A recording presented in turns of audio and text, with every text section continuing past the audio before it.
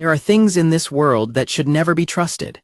Having made mistakes before, the price is always paid in the end, the cost is always heavy. This lack of trust applies to a specific group of people. Specifically, it applies to girls who are kind to Yuta. Yuta Tono is a high school boy who does not trust girls. While girls chase after a popular student named Ray, Yuta keeps to himself. He has been deceived and taken advantage of repeatedly. Girls only talk to him to get closer to his good-looking older brother. He is done putting his trust in girls. As he walks away from the crowd, someone calls out his name. Every single girl is untrustworthy. Izumi Haoju greets him with a good morning. His distrust extends even to her. Izumi repeatedly offers a morning greeting. Each time, Yuta gives a response so quiet that it is barely audible. Tired of the persistence, Yuta shouts back a loud greeting. He tells her to give it a rest since he has already been replying, but she claims she couldn't hear him. Izumi smiles and accepts his answer. She wishes him a good morning once more. Yuta feels his heart race and becomes flustered. He tells himself to get a grip and stop being an idiot. Izumi Haoju is a girl from his class who has been approaching him a lot lately. Others in the hallway greet her as she passes. She is known for being cute and is considered a perfect match for Yuta's third-year older brother. Yuta is certain that she is also just trying to get to his brother. Izumi leans in very close and asks Yuta what kind of bread he likes. Startled by the proximity, he tells her that he likes melon bread. Izumi suggests that Yuta should visit the cafeteria because they will definitely have melon bread today. Her friend agrees with the idea. Yuta walks away wondering what her deal is. Yuta buys the bread and eats it in his classroom. He thinks about how Izumi is really throwing him off. In the background, Izumi and her friend talk about being excited for gym class. During gym class, Izumi plays basketball in jersey number 10. A classmate remarks to Yuta that Izumi is really cute and asks for his opinion. Yuta is surprised by the question. Yuta's classmates continue to praise Izumi, mentioning her good grades and her mysterious charm. They agree that her mysterious vibe is part of her appeal. Izumi continues to play in the basketball game. Her friends cheer for her from the sidelines as she dribbles the ball across the court. Yuta's classmate watches Izumi and doubts she can pull off the play. Izumi waves for a pass but ends up missing her shot at the basket. Izumi looks very pleased with herself despite missing the shot. Yuta wonders why she looks so satisfied. His classmate thinks her attempt was cute, leading Yuta to question what he was even watching.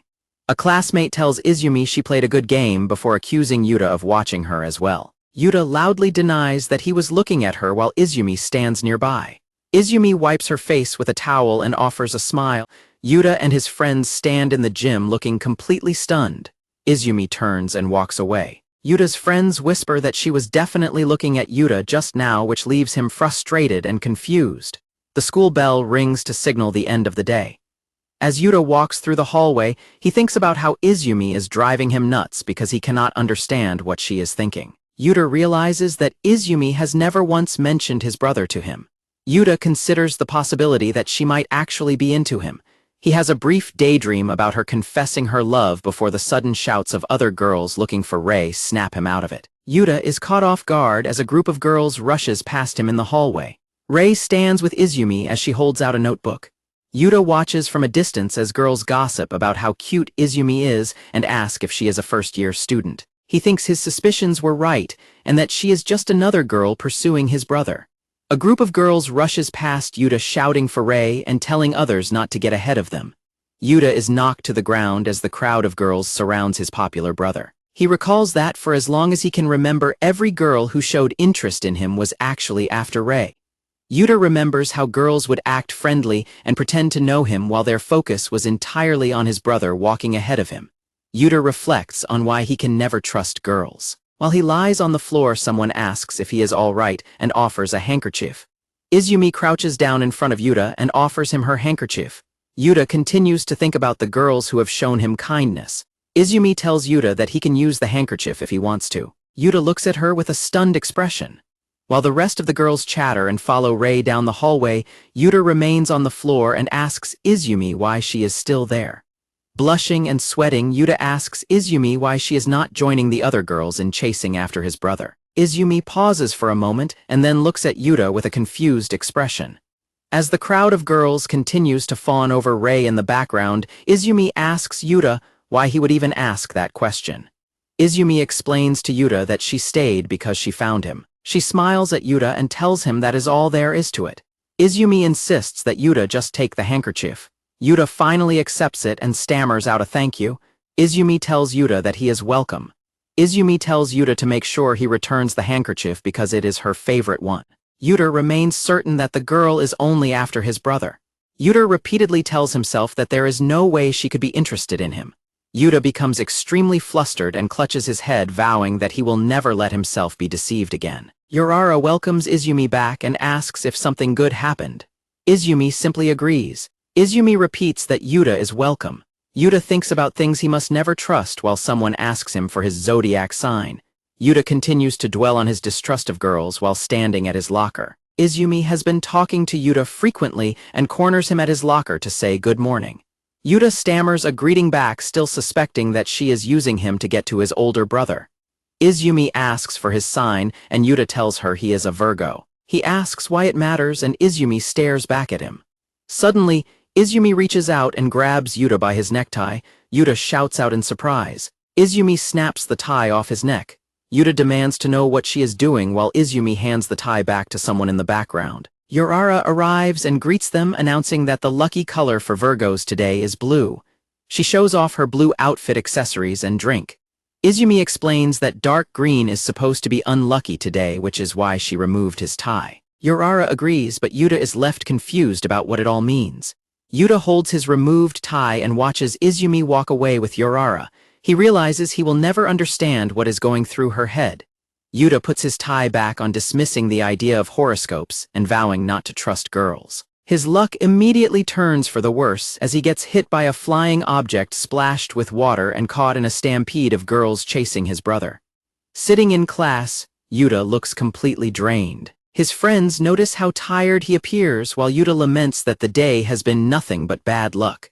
Yuta begins to wonder if Izumi was actually right about the bad luck. He spots her poking a small white weather charm on a desk while other boys admire her. Izumi accidentally knocks the charm off the desk. Yuta watches her and decides she is actually easier to read than he thought, wondering if white is her lucky color. Yuta runs through the hallway to return the charm to Izumi, shouting that she dropped her lucky item. In his haste, he slips on the floor just as a crowd of girls begins to swarm nearby. Yuta crashes into Izumi's back with a loud thud, knocking into her as he falls. Yuta pulls back, blushing and stuttering an apology. Izumi looks over her shoulder at him with a neutral expression as he remains flustered. A stampede of girls rushes past them, screaming for Rei. Yuta and Izumi are forced to huddle together against the wall to avoid being caught in the rumble. After the crowd passes, Izumi observes that Yuta would have been trampled again if he had been one step further. They watch the departing crowd together from the side of the hallway. Izumi tells Yuta he was lucky she was there to help. Yuta looks at her, blushing and confused by the close proximity and her comment. Izumi leans in and tells Yuta to look at her hair, claiming the blue highlights are his lucky color. Yuta is left speechless and shocked by the gesture. Yuta questions why she called him in the first place, and Izumi mentions the weather charm item again. When she admits it isn't actually a lucky item, Yuta reacts with frustration and confusion over her behavior. Rei waves to his adoring fans as roses bloom around him. The girls scream about how handsome he looks today. Two girls gossip by the window about Rai's younger brother attending the same school. They spot Yuta walking down the hallway and point him out to each other. Yuta can't stand girls because they only want to use him to get his brother's phone number. He is a high school boy with no trust in them. Yuta returns to the classroom. Yurara excitedly alerts Izumi that he has arrived. Yuta remains convinced that any attention from girls is just a means to reach his brother. Izumi welcomes him back. Yuta considers her the primary person bothering him lately and remains especially wary of her motives. Yuta tells them not to welcome him and points out that Izumi is in his seat. She acknowledges it and begins to shuffle over. Izumi offers to the single chair with him. Yuta becomes extremely flustered and refuses to sit in such a close manner. Yuta watches as other students fawn over Izumi. He maintains his belief that her interest in him is solely to get closer to his older brother. Izumi leans in close to stare at Yuta while he writes in his journal. He finds her behavior strange. Nearby, Yurara comments on someone's confidence. Yurara enthusiastically announces that it is time for a math quiz. Yuta is surprised, having forgotten about the test. Izumi stands by and agrees with Yurara's announcement about the quiz. Yuta receives his test results and sees a failing grade of 5 out of 50. The teacher addresses students with low scores. Yuta is crushed by his low score. The teacher announces a makeup test for anyone who scored 10 points or fewer. His classmates talk about how easy the test was. Yuta's friends tease him about his grades, suggesting his conversation with Izumi distracted him. While they head to the arcade, Yuta decides he must stay to study. Yuta reconsiders going home and walks through the school hallway until he reaches the library. Yuta settles into a seat in the library to begin his studies. Yuta finds that a change in scenery has not helped him understand the math problems. Suddenly, someone reaches out and offers him help. Izumi leans in and points out that Yuta made a mistake on his work. Startled by her sudden comment, Yuta lets out a loud shout that draws the attention of everyone else in the library. Yuta quickly covers his mouth and apologizes for the noise. He is surprised to see Izumi actually using the library for studying. She walks over and asks if he is working hard. Yuta imagines Izumi posting photos at a fancy cafe instead of being in the library. He tries to refocus on his math problems while sitting at his desk. Yuta notices that Izumi is reading a light novel with an incredibly long and specific title. When she catches him staring and asks what he wants, he flinches and turns back to his own book. Izumi scoots her chair right next to Yuta, making him panic and ask why she is sitting so close. She explains that she thought he needed help. Yuta awkwardly insists that he is fine. Izumi points to Yuta's blank notebook and notes that he hasn't written a single thing yet. Yuta realizes she caught him being completely unproductive. Izumi looks at Yuta's work and asks if it is from today's quiz. He confirms that it is. He recalls his friends saying she was smart, but finds it hard to believe given her personality. Izumi holds up Yuta's test paper and bluntly tells him that he failed. Yuta is shocked and thinks that she doesn't seem like the type of student who pays attention in class. Yuta tries to snatch his failing grade back and starts to complain about her behavior. A nearby student hushes them for being too loud, forcing Yuta to stop mid-sentence. Yuta asks Izumi how she did on her own test. She smugly reveals a perfect score, leaving Yuta completely speechless and shocked. Izumi repeatedly shoves her perfect test score in Yuta's face. He gets annoyed by her persistence, but she reminds him that he was the one who asked to see it. Izumi offers to teach Yuta the parts of the math material he doesn't understand. She becomes very pushy about it until he finally gives in and accepts her help. The two students remain in the library surrounded by bookshelves to focus on their work. During the study session, Izumi notices that Yuta is just memorizing the answers instead of learning the process. He gulps nervously as she calls him out on it. Yuta finally finishes his studying and notices that it has already gotten quite late. When he turns to speak to Izumi, he finds that she has fallen asleep with her head close to his shoulder. Yuta stares ahead with wide eyes, completely taken aback. Yuta feels his heart pound as he looks over at Izumi, who is quietly reading her book. He lets out a small sound of acknowledgement. Yuta asks if Izumi is finished and mentions that he wanted her to check his answer. Izumi places a hand on her book and replies that she actually finished a long time ago. Yuta wonders if she was waiting for him to finish and questions why she would do that. He clenches his pen and considers the possibility that she might actually have feelings for him. Izumi scoots her chair even closer to Yuta to look at his work. Izumi tells Yuta that his answer is correct. Yuta's heart races as she remains very close to him. Yuta becomes completely overwhelmed and flustered. Izumi checks her phone and announces that her mom just got home before walking away. Yuta is left frozen in his seat. A staff member finds Yuta still in the library and asks if he is still there. The next day, Yuta manages to get a perfect score on his test. Yuta Tono is a first-year high school student. He stands in a grocery store after school. Produce like cabbage and radishes are displayed on the shelves with high price tags. Yuta complains about the rising prices and decides only rich people can afford the vegetables. He grabs a cabbage anyway while noting the price of carrots. Izumi appears right next to Yuta looking for vegetables. Yuta is shocked to see her there. Yuta shouts in surprise. Izumi recognizes him and says his name while he wonders why she is at the grocery store. Izumi asks Yuta if he is also buying groceries. Yuta confirms that he is. Yuta looks at Izumi in her casual outfit and finds it refreshing. He starts to think that she is actually quite cute. Yuta panics as Izumi looks into his shopping basket, which is filled with cookies and snacks. He realizes she is messing with his head and regrets his choices. Yuta asks if Izumi is also shopping and she asks what he is looking for. They compare his shopping list to the items they are finding. Yuta shouts that Izumi's choices are nothing like what is on her shopping list. He points out that she wanted vegetables, soup base, and meat, but instead filled her basket with snacks using leftover money. Yuta tells Izumi that snacks should be bought last and orders her to put them back. Izumi looks down at her box of chocolates with a dejected expression. Izumi walks away while Yuta thinks about how he can never tell what she is thinking. He catches her looking at an ice cream freezer with a pouting face and wonders what is going on. Yuta stops Izumi because ice cream was not on her list. He takes her memo and ends up helping her shop, pointing out cheaper items and coordinating their purchases. Izumi thanks Yuta for helping her buy everything including her snacks. As she leaves the store, she waves goodbye. Yuta acknowledges her and Izumi thinks to herself that he is surprisingly good at looking after people. Yuta stands alone in the grocery store aisle holding his groceries and feeling drained after the encounter. Yuta wonders why he even helped Izumi shop as he prepares to leave. An older woman he knows as Auntie greets him and asks if the girl who was just with him was a friend. Auntie asks if Izumi is Yuta's girlfriend. Yuta reacts with shock and blushes, frantically explaining that she is just a classmate. Auntie admits she just assumed otherwise. Auntie mentions that they looked like they were having a lot of fun and thought it was a date. Yuta reflects on this and realizes he has never actually seen Izumi smile for real. Yuta imagines that Izumi probably only saves her real smiles for when she is around his popular older brother. Yuta recalls past experiences where girls only acted friendly to him to get closer to Rei. He remembers hearing them admit their true intentions behind his back. Yuta vows not to fall for those tactics again and tells himself he doesn't enjoy being around people like that. He leaves the store with his shopping bag, satisfied that he saved some money. Outside it has begun to rain. Yuta spots Izumi standing under the store's overhang and realizes she forgot her umbrella.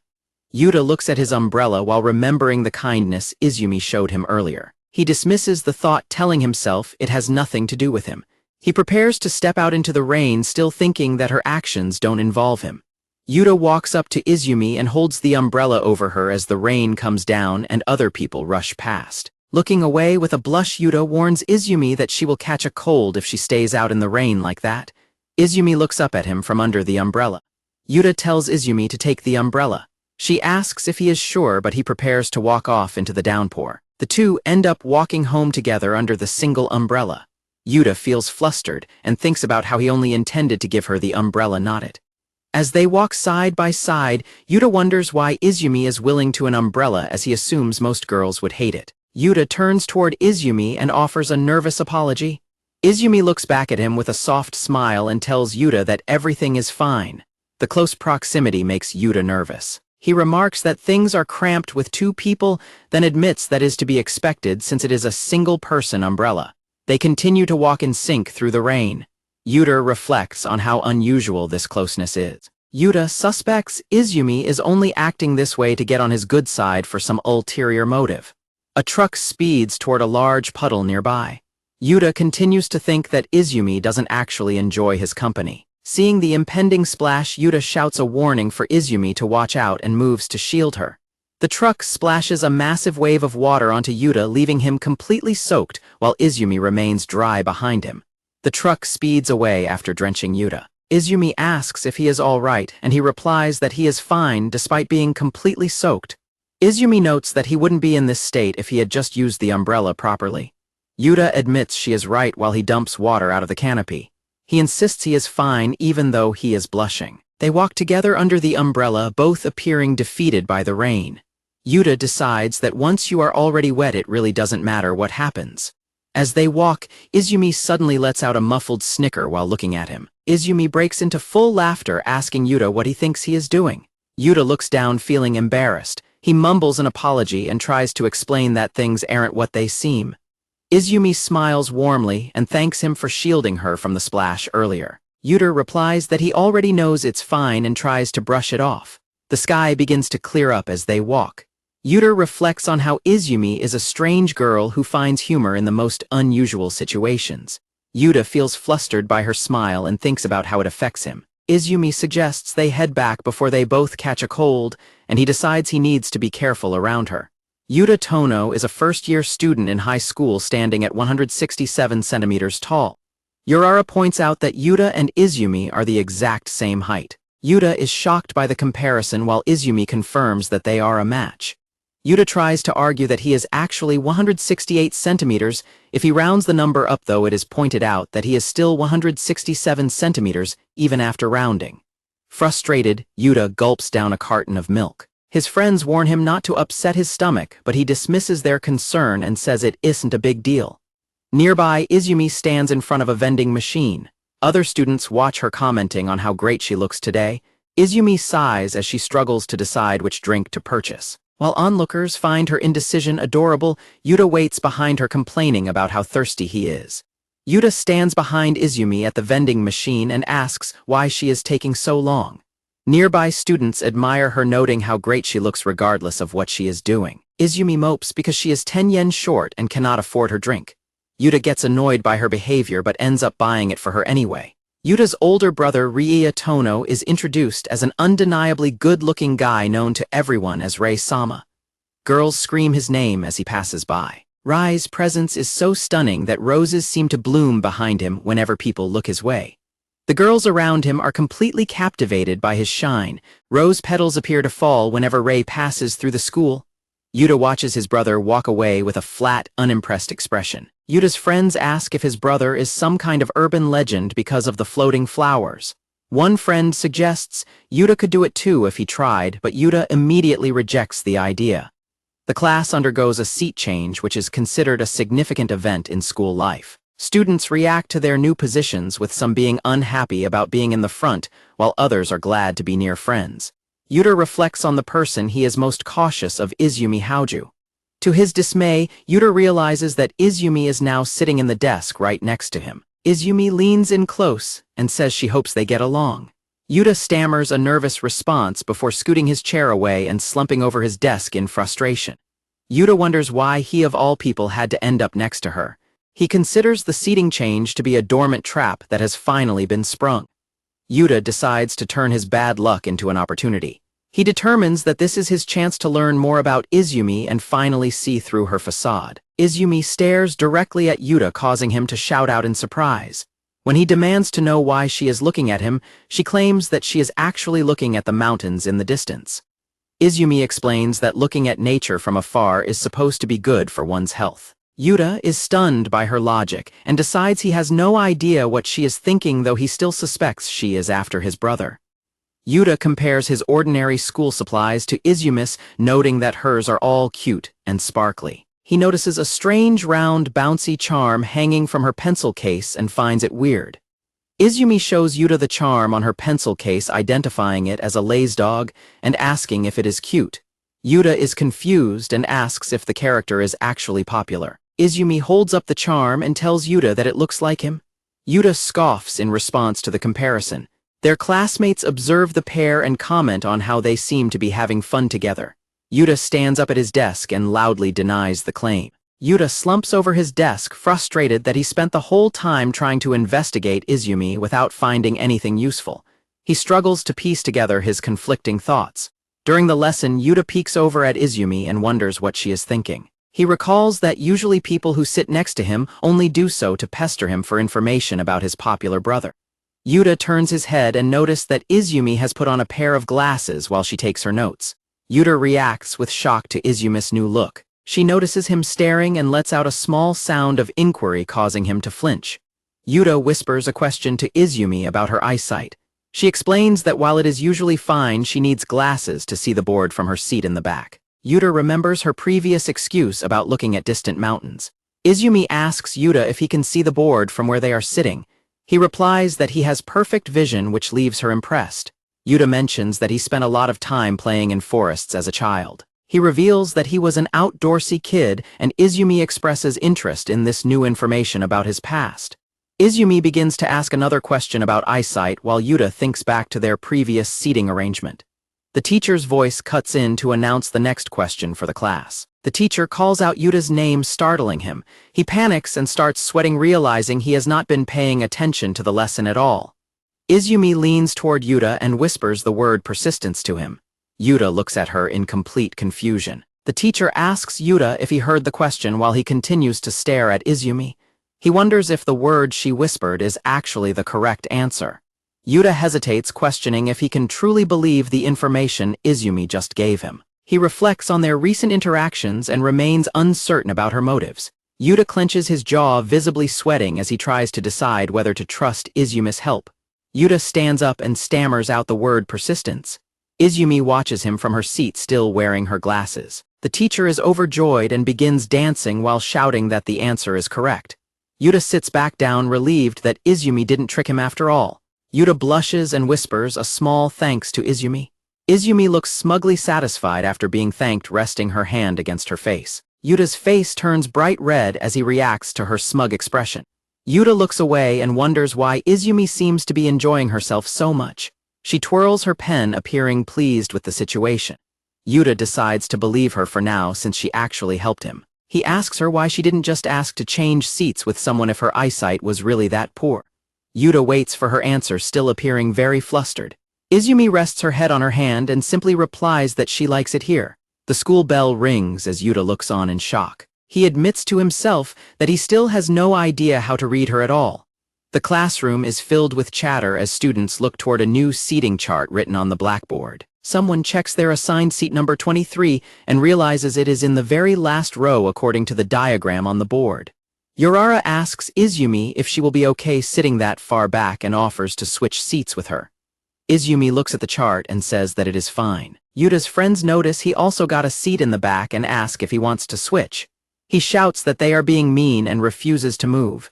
Izumi looks over her shoulder with a soft, blushing smile as she prepares to move to her new seat. Yuta slumps over his desk, feeling defeated by the new seating arrangement.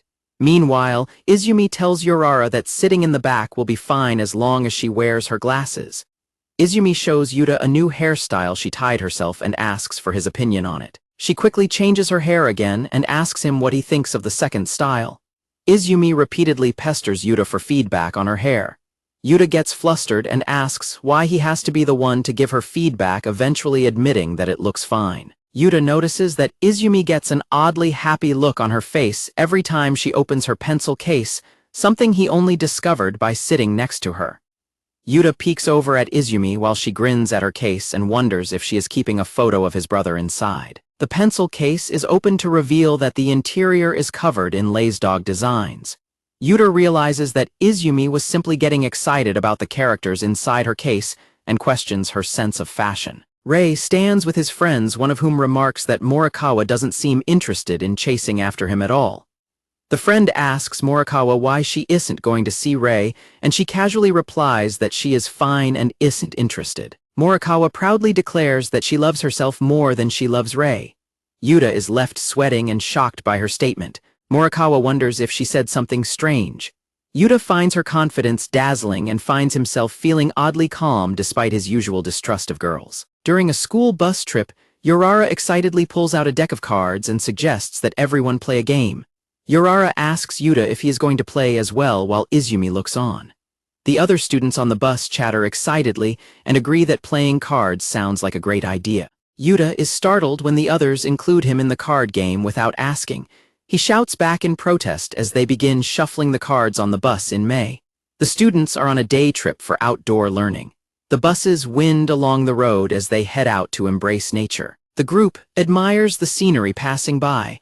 Yurara excitedly points out the window, remarking on how pretty everything looks.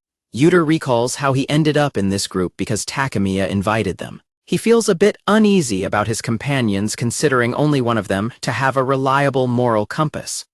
Yuta notes that he is in the same group as Izumi. He listens to other girls excitedly gossiping about Rai's arrival, but decides his current group is better than being stuck with the more obsessed fans.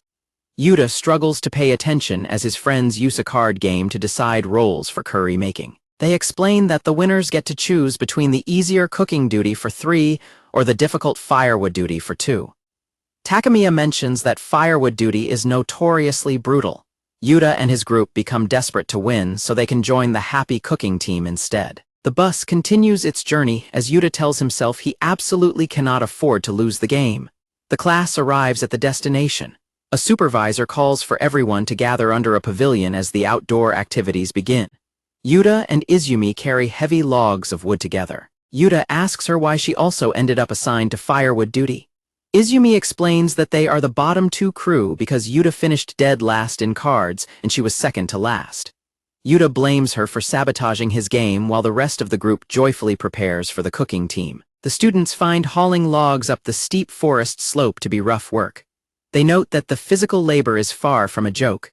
Yuta watches Izumi struggle and wobble under the weight of her logs. He wonders if she is actually going to be able to hang in there. Izumi drops her logs and acts like the work is finished.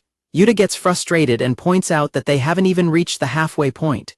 Yuta starts to notice something different about Izumi as she works. Another student walks over and asks if the firewood crew is doing all right. Heisugawa-san tells Yuta not to hesitate to speak up if anything comes up. He acknowledges her with a startled response. Yuta thinks about how kind Heisugawa-san is. His classmates agree, calling her adorable and noting that she is one of the top 2 stars of the class. Izumi suddenly appears right next to Yuta and apologizes for the wait. Yuta is caught completely off guard and shouts in surprise. Yuta tells Izumi not to pop out of nowhere like that. She is breathing heavily after catching up, and Yuta realizes she is truly terrible at physical activities. Yuta stops and reaches out toward Izumi, who is still clutching her bundle of firewood. Yuta grabs some of the logs from her while frantically explaining that he didn't mean anything by it. Izumi looks confused but points out that the curry will be gone if they don't hurry back. Yuta walks ahead of Izumi looking flustered and annoyed with himself while she watches him. Izumi tells Yuta he is a nice guy as they walk. He asks who told her that, and she simply offers a soft smile and thanks him. The two arrive at the cooking station to find a black bubbling blob with a whole apple and chocolate bar inside a pot. Izumi asks what the mess is supposed to be. The cooking team laughs nervously while explaining that the disaster in the pot was originally intended to be curry. Yuta stares at a pile of strange ingredients like yogurt and chocolate, asking if they really put all of that inside. Izumi ignores the mess and starts eating a snack instead. Yuta tastes the food and immediately screams that it is awful. While the cooking team looks on in defeat, Izumi continues to eat her snack and watch Yuta tremble from the bad flavor. Yuta decides to fix the situation and begins giving out orders. He tells Mirai to go get fresh ingredients and water while assigning Morikawa to spice duty. The cooking area becomes busy as Yuta takes over the preparations. Takemiya and Izumi stand by and eat lollipops while watching him work. Takemiya wonders if Yuta is actually skilled at cooking. Mirai confirms that he heard Yuta cooks frequently. Izumi continues to munch on her candy while listening to the conversation. Mirai notes that Yuta sometimes even makes bento and that they are quite good. Izumi swallows her food and thinks that a homemade bento sounds nice. Other students volunteer to help Yuta with the cooking. The curry is finally finished and served over rice. Everyone shouts their thanks for the meal and begins eating vigorously. The group praises the food, saying it's so good and that Yuta's rescue mission saved the dish. Takemiya adds that the secret ingredient worked out great as well. The group sits together outside to enjoy the meal. Yuta tweaks the amount on his own plate and feels relieved that the food ended up tasting okay. He acknowledges to himself that he was the one responsible for the fix. Yuta notices that Izumi hasn't said anything yet and begins to feel nervous, wondering if she disliked the food. He eventually asks her if she thought it was good. Izumi looks back at Yuta with a blush and tells him it is delicious. Yuta feels his heart pound as he looks at her. Yuta continues eating and wonders why he is feeling so happy about her compliment. He points out that Izumi has rice on her face and she begins to wipe it off. Yuta questions if his happiness is simply because she liked his cooking, while noting that Izumi managed to get even more rice stuck on her face. Suddenly, an announcement blares over the speakers calling for everyone's attention. The announcement states that a recreation event hosted by Mr. Kobayashi is about to begin. The students listen from their pavilion. Yurara excitedly announces the start of a treasure hunt game in a special mountain edition. Yuta is surprised by the idea of a treasure hunt while Izumi focuses on getting seconds of the curry. The narration notes that a grand adventure for treasure is starting. Back during the bus ride, Yuta groans in frustration while playing cards. Takemiya asks if he still has been able to make a decision. Yuta tells himself he needs to choose carefully to avoid coming in dead last in the matchup. He stares intensely at Izumi's hand while Yurara cheers for both of them. Izumi stares right back at Yuta and asks if he has finished choosing his card yet.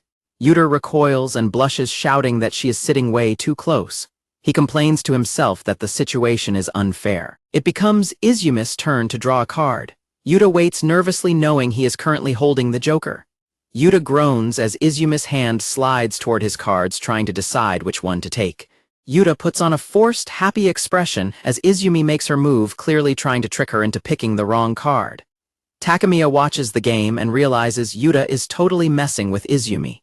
Yuta remains gleeful while Izumi continues her attempt to pick a card. Yuta believes it is obvious that Izumi is the one holding the joker now.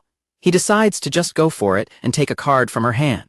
Yuta reaches out and quickly snatches a card from Izumi's hand. Yuta is startled when Izumi grips the card tightly, preventing him from pulling it away easily. Yuta accuses Izumi of cheating and tells her to let go of the card. The two struggle as they pull the card back and forth. Yuta finally pulls the card away and shouts that he got it. His friends watch the outcome with surprise while Izumi lets out a small sound of acknowledgement. Yuta is thrilled, convinced that he has finally stolen the non-joker card and secured his safety. Yuta looks down at the card in his hands and sees that he has actually drawn the joker. Yuta stands frozen in shock, wondering if he was dancing in the palm of her hand the whole time. Takemiya notes that he got played like a fiddle while Izumi smiles smugly. The supervisor finishes the instructions for the treasure hunt. She tells the groups to use their maps to solve puzzles and find the hidden treasure. The rest of the group gets excited and starts chanting about finding 1,000,000 yen. Yuta is skeptical about the actual value of the prize as Murai consults the guidebook to lead the way.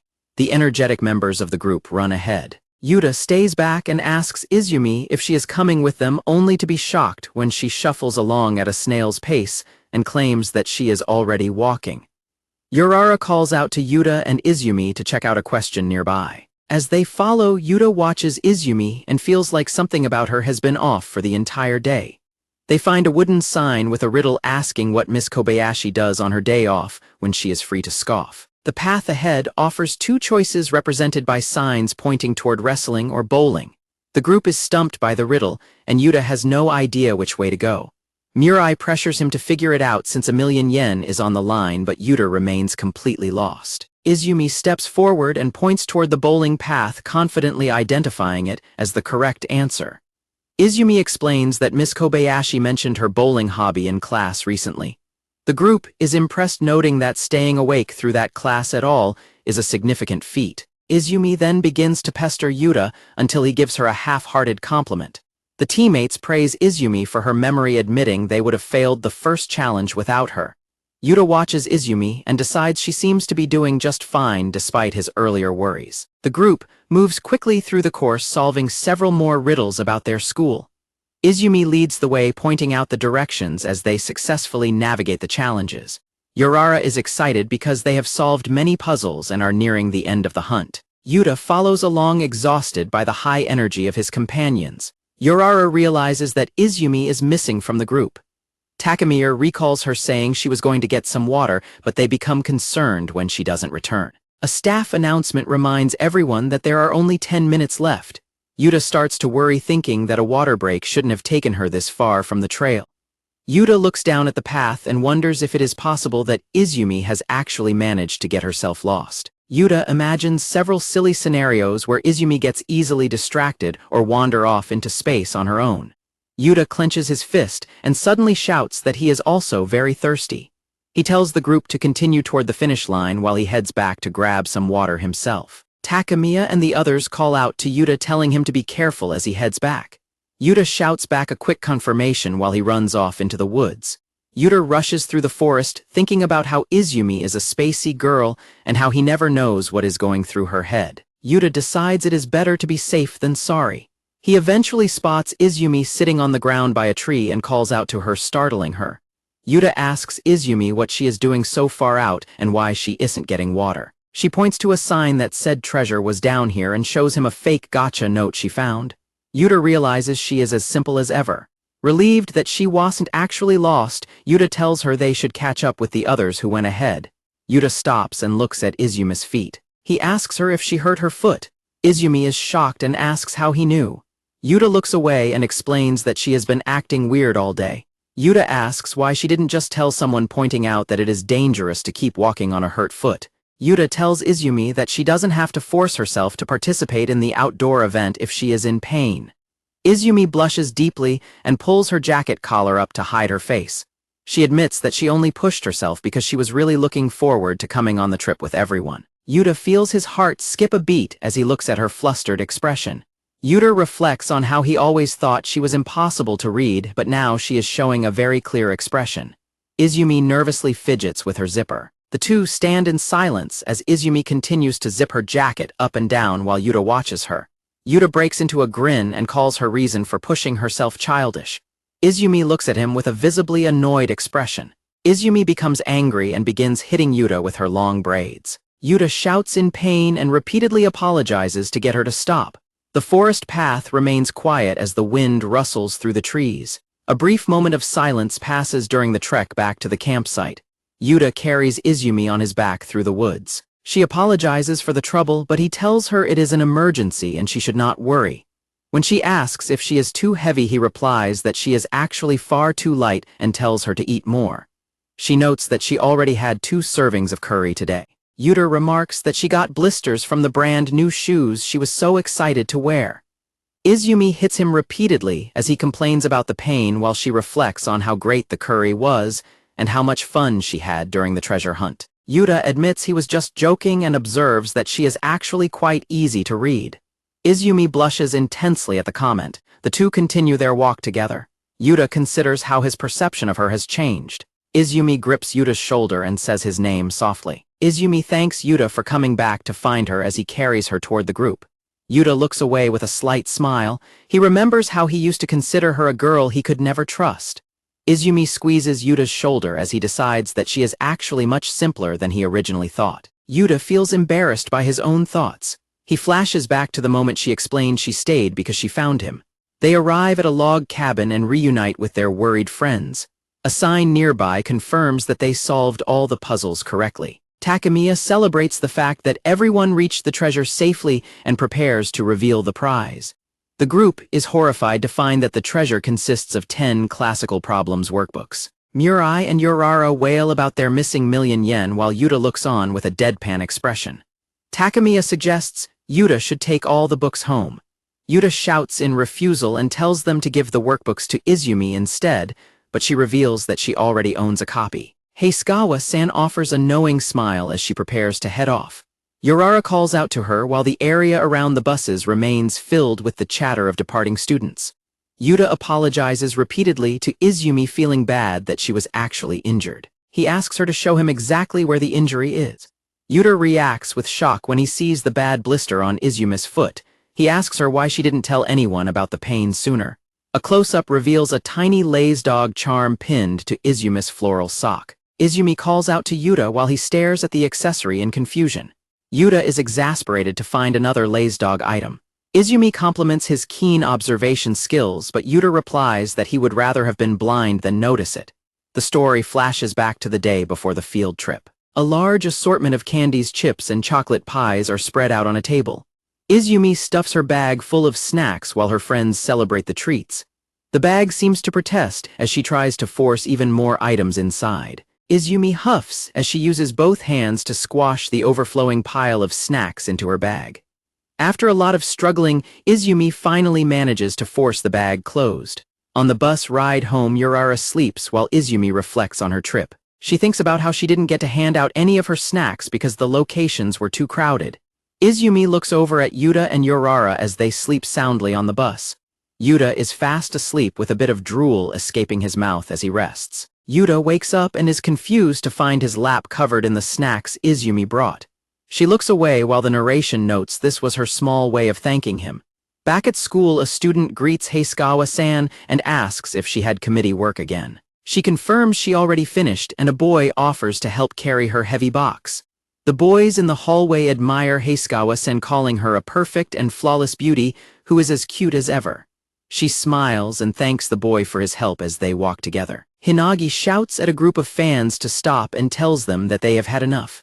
She stands before the crowd and declares that they are bothering Tono-senpai. The popular student watches from the center of the group. Rei offers an apology to the group while the other students remark on how impressive the class representative is. Rei smiles and says that everything is fine before thanking Hinagi for her help. Hinagi stands in the background looking completely captivated and surrounded by hearts. Other boys remark on how awesome Hinagi is because she seemingly has no interest in Rei. Hinagi walks away, keeping her cool public facade intact. The scene shifts to the entrance of a women's restroom. Inside a stall, a hand frantically scratches notes into a book about Rei's scent of the day, rating his rose aroma even higher than the last time. Hinagi is revealed to be a massive fanatic for Rei. She sits on the floor of the restroom stall, blushing furiously and thinking about how amazing he smells. Hinagi continues to freak out in the bathroom, recalling the unexpected moment Rei showed up in her classroom. She remembers him returning a bento to his younger brother while she watched. Overjoyed by the interaction, Hinagi leans against the wall and celebrates that Rei actually smiled at her. She decides that just watching him from a distance is no longer sufficient. A notebook is filled with detailed intel on Rei's daily habits, including his exact arrival times and the best places to watch him. Hinagi vows to learn even more about his real life. Hinagi stands in the stall with her fists clenched in determination. She imagines Rei in his private life, sitting in an ornate chair and enjoying tea, and decides she must find a way to get closer to him. The next morning, Hinagi approaches Yuta with a bright smile and a cheerful greeting. Yuta gives a tired response from his desk. Hinagi puts on her friendly persona, but internally she is determined to extract information from Yuta since he is Rei's younger brother. Hinagi continues to pester Yuta, offering to show him her homework and asking if he wants the curtains closed. Yuta remains unimpressed and declines her offers of help. Yuta glances away and tells Hinagi that the temperature in the room feels fine to him. Hinagi grips the curtain with a rigid smile while Yuta offers no further response. Inside a restroom stall, Hinagi vents her anger by banging against the walls. She fumes over Yuta's perceived rudeness, convinced that most boys would be delighted to interact with a girl as cute as her. Hinagi smirks as she watches Yuta and Izumi together. She reflects on her failure to manipulate him, thinking that he should have been an easy target. Hinagi identifies Izumi as a likely rival for Rei's heart since she has been spending so much time with Yuta. In the classroom, Yurara heads to the school store while Yuta asks where their other friends went. Hinagi decides to eavesdrop on them to find some dirt. Izumi notices Yuta's wrapped bento and asks him if he brought it today. Hinagi gets excited as she listens to Yuta explain that he just packed up some leftovers from dinner. Izumi puts on a cutesy act and asks what kind of food the brothers eat at home, specifically wanting to know what Rei likes. Hinagi freaks out with joy in the background while eating, telling herself to capture this moment. Izumi looks over her shoulder toward her. Yuta looks at Izumi's meal and tells her that it looks nice. Hinagi drops her chopsticks in a fit of frustration, upset that the conversation didn't reveal anything about Rei. She asks Yuta if he made the lunch himself while wondering what she is supposed to do with that information. Hinagi realizes that learning about Yuta is pointless. She asks him what side dishes he likes while internally screaming about whether he is also a fan of his brother. Hinagi hangs her head in defeat at the table. Hinagi looks up at Izumi with a wide-eyed and very serious expression. Izumi giggles and blushes, telling Hinagi that she guesses the two of them are exactly the same. Hinagi watches from behind as Izumi begins to say something to Yuta. She reacts with surprise to the interaction. Izumi drools while staring at Yuta's lunch. Yuta clutches his bento and accuses her of trying to steal it, but she insists it isn't going to happen. Hinagi wonders about Izumi's true nature as a potential rival. Back in the restroom stall, Hinagi slumps over in despair. She laments that she learned nothing useful about Rei and instead just ended up finding out more about Yuta and Izumi. Hinagi recalls a moment where Rei approached her and asked if she was okay while she held a box and looked flustered. Still in the stall, Hinagi blushes while looking at her secret report notebook, which is filled with hearts and declarations of her love for Rei. Hinagi stands up with renewed determination, vowing to uncover something juicy next time. She imagines Izumi and Yuta hiding secret files on Rei while she prepares to leave the restroom. Yuta returns home and announces his arrival. His brother Rei greets him casually from inside.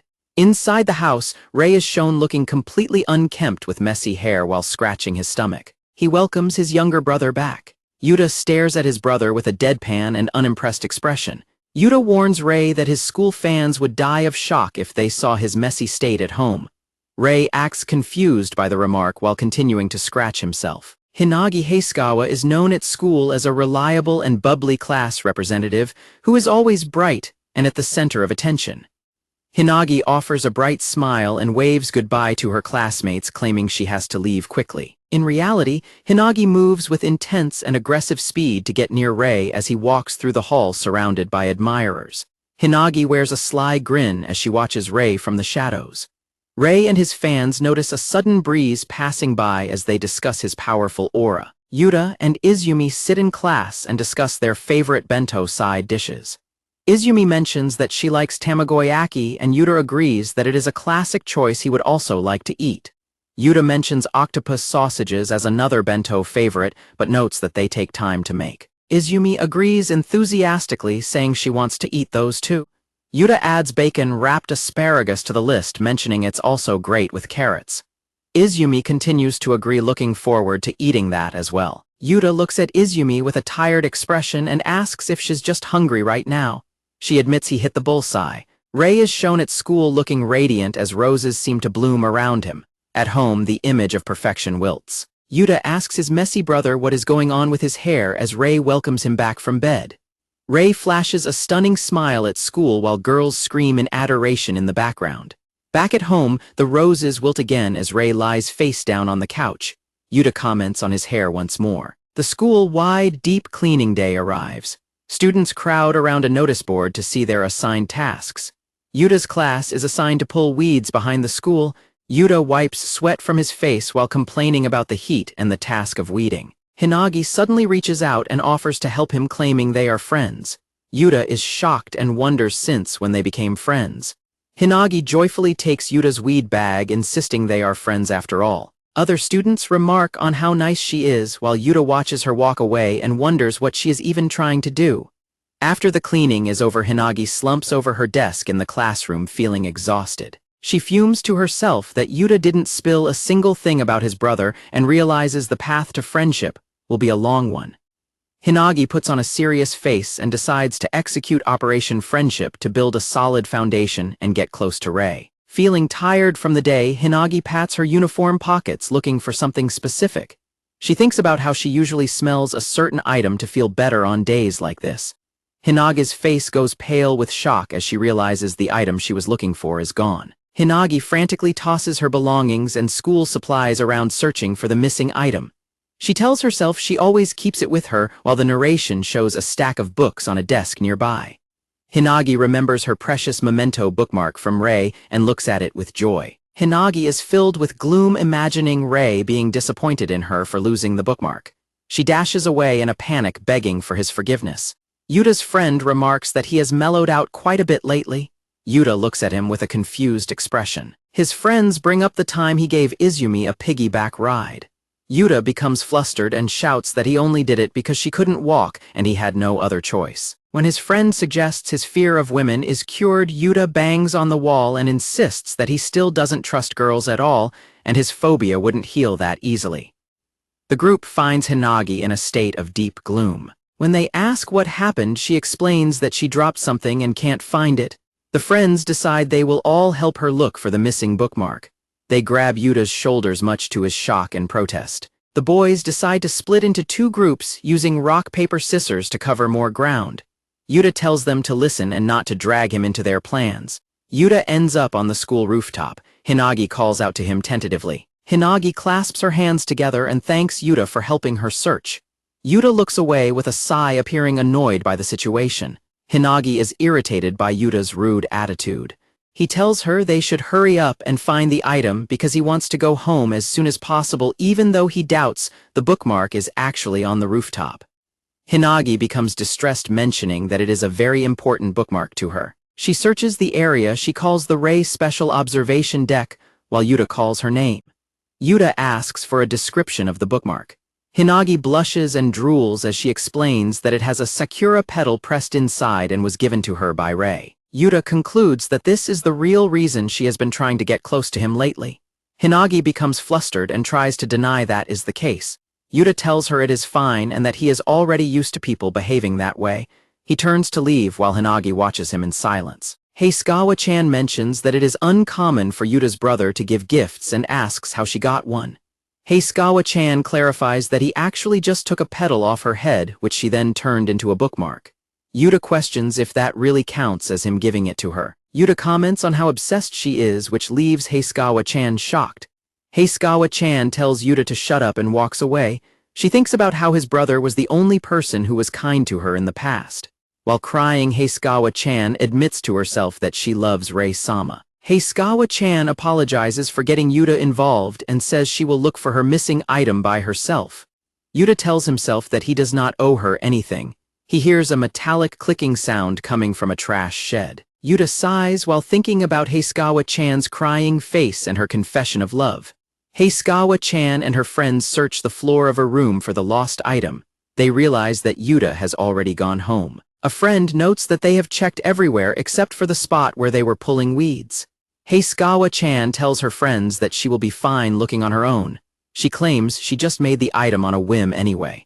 Heisugawa-chan finds Yuta digging through trash bags and asks why he is going that far. Yuta explains that he thought it might be in there. Heisugawa-chan looks down and thinks about how she was only using him. Yuta continues to move trash bags around inside the storage shed while Heisugawa-chan watches from outside. Yuta tells her that he is helping because the item is something important to her. A friend explains to another student that Yuta does not trust women. He says this is because girls have been using Yuta to get to his brother since they were children. Heisugawa-chan realizes that she was doing exactly what the friend described trying to use Yuta to get information about Rei-sama. The friend notes that Yuta is a contradiction who can't help but assist people in trouble, which is why people take advantage of him. Yuta finds a strange card in the trash and wonders what it is. Heisugawa-chan looks on as the friend explains that Yuta is simply a really kind guy. Someone shouts in surprise as Yuta finds a specific bag in the storage shed. Yuta announces that he found the item, and the rest of the group agrees that it must be the right one as Heisugawa-chan approaches. Yuta addresses Heisugawa-chan and hands her the recovered Sakura Petal bookmark. Heisugawa-chan looks at the bookmark and apologizes to Yuta for her earlier behavior. Heisugawa-chan grips the bookmark and thanks Yuta while crying. Yuta tells her it is okay and prepares to leave while his friends watch. Yuta's friends tell him to go get his bags and say they will wait for him at the gate. Everyone is relieved that the item was found.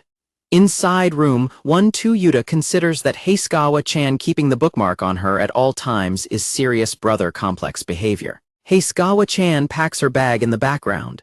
Heisugawa-chan groans in frustration, which catches Yuta's attention. Heisugawa-chan confesses that she was trying to learn about Rei-sama by beating around the bush and prying information out of Yuta. Heisugawa-chan tells Yuta that his mouth, eyes, and entire attitude rubbed her the wrong way and pissed her off. Yuta thinks that she is just insulting him at this point. Heisugawa-chan states that she will not behave like that toward him anymore. Heisugawa-chan bows deeply to Yuta in the classroom and tells him she is sorry. Hinagi laughs and tells Yuta that he is actually kind of a good guy. Yuta looks at her in surprise. Hinagi declares that she finally understands that real love means getting information about Rei-sama herself to prove it. Yuta watches her from the background. Hinagi suggests that they should be friends for real this time. Yuta listens to her proposal. Yuta rejects her offer with a loud no, stating he still doesn't trust her. Hinagi gets angry and calls him a stingy jerk, wondering if he has always been this unhinged after such a nice moment. Hinagi laughs as they continue their conversation. Hinagi suggests that Yuta should show that side of himself more often because it might make him popular with girls, though not as much as Rei-sama. Yuta gets annoyed and asks why she continues to insult him every few seconds. Yuta remarks that girls always just use him like she did. Hinagi shouts back that she already promised not to do that anymore. In the distance, Haoju-san and others head home. Hinagi asks if his lack of trust includes Haoju-san. Yuta becomes visibly flustered and tries to respond while the other students in the distance cheer about walking home together. Yuta thinks about how Haoju-san is a girl who remains a mystery to him. Yuta's legs tremble as he walks. Yuta holds his blushing face and tells himself that she is a total mystery. Yuta walks beside Hinagi while looking flustered and nervous. Hinagi smiles to herself as Yuta walks away, thinking about how him calling her a mystery implies something. Hinagi smacks Yuta on the back and tells her little brother-in-law to go get her. Yuta yells in pain and questions what she means by calling him an in-law. A small mascot character lies on the ground making a groaning sound. Yuta asks what the object is, and Hinagi explains it is called Bunno motivation. Yuta mentions it is the first time he has heard of such a thing. Yuta remarks that it is rare for her not to have a lazy dog item. Hinagi explains that she was specifically trying to get Lay's dog and played the gacha machine 5 times, then shows him how the toy lights up with a button press. Hinagi says she gave up because she kept receiving the same item. Yuta thinks to himself that 5 attempts is already quite a lot and observes that she is the type of person who knows when to stop. Yuta reflects on how he ended up with one of the toys after Hinagi offered it to him. He tries to convince himself he didn't really want it, but he feels a little happy as he watches it flash. Yuta looks over his shoulder as he walks down the street. Yuta comes across a row of gacha machines and identifies the Lazy Bunch collection, which includes several different characters like Lay's dog and Bunno Motivation. Yuta realizes that the entire series is named Lazy Bunch and is surprised by how many characters are in the set. Yuta thinks that pulling the same item 5 times in a row is almost like a superpower. He chuckles to himself and decides to try his luck with the machine. Yuta stops himself and questions why he is even interested in the toys since he does not actually need them. Yuta pauses and glances back at the gacha machines. Yuta crouches down and turns the handle of the gacha machine. The next day, a round, lazy-looking character sits on top of a desk. Hinagi stands in front of the classroom blackboard and looks toward the seats. Hinagi looks back and forth between the items in her hands, wondering how this happened. Yuta sits at his desk nearby looking flustered and avoiding eye contact. Hinagi stares intensely at Yuta and asks how it is possible. Yuta blushes and shouts back that he has no clue. The school sports festival is approaching and the students are out on the field for practice day. Yuta sprints across the field during practice. His classmates are amazed by his speed and comment on how he is winning by a landslide.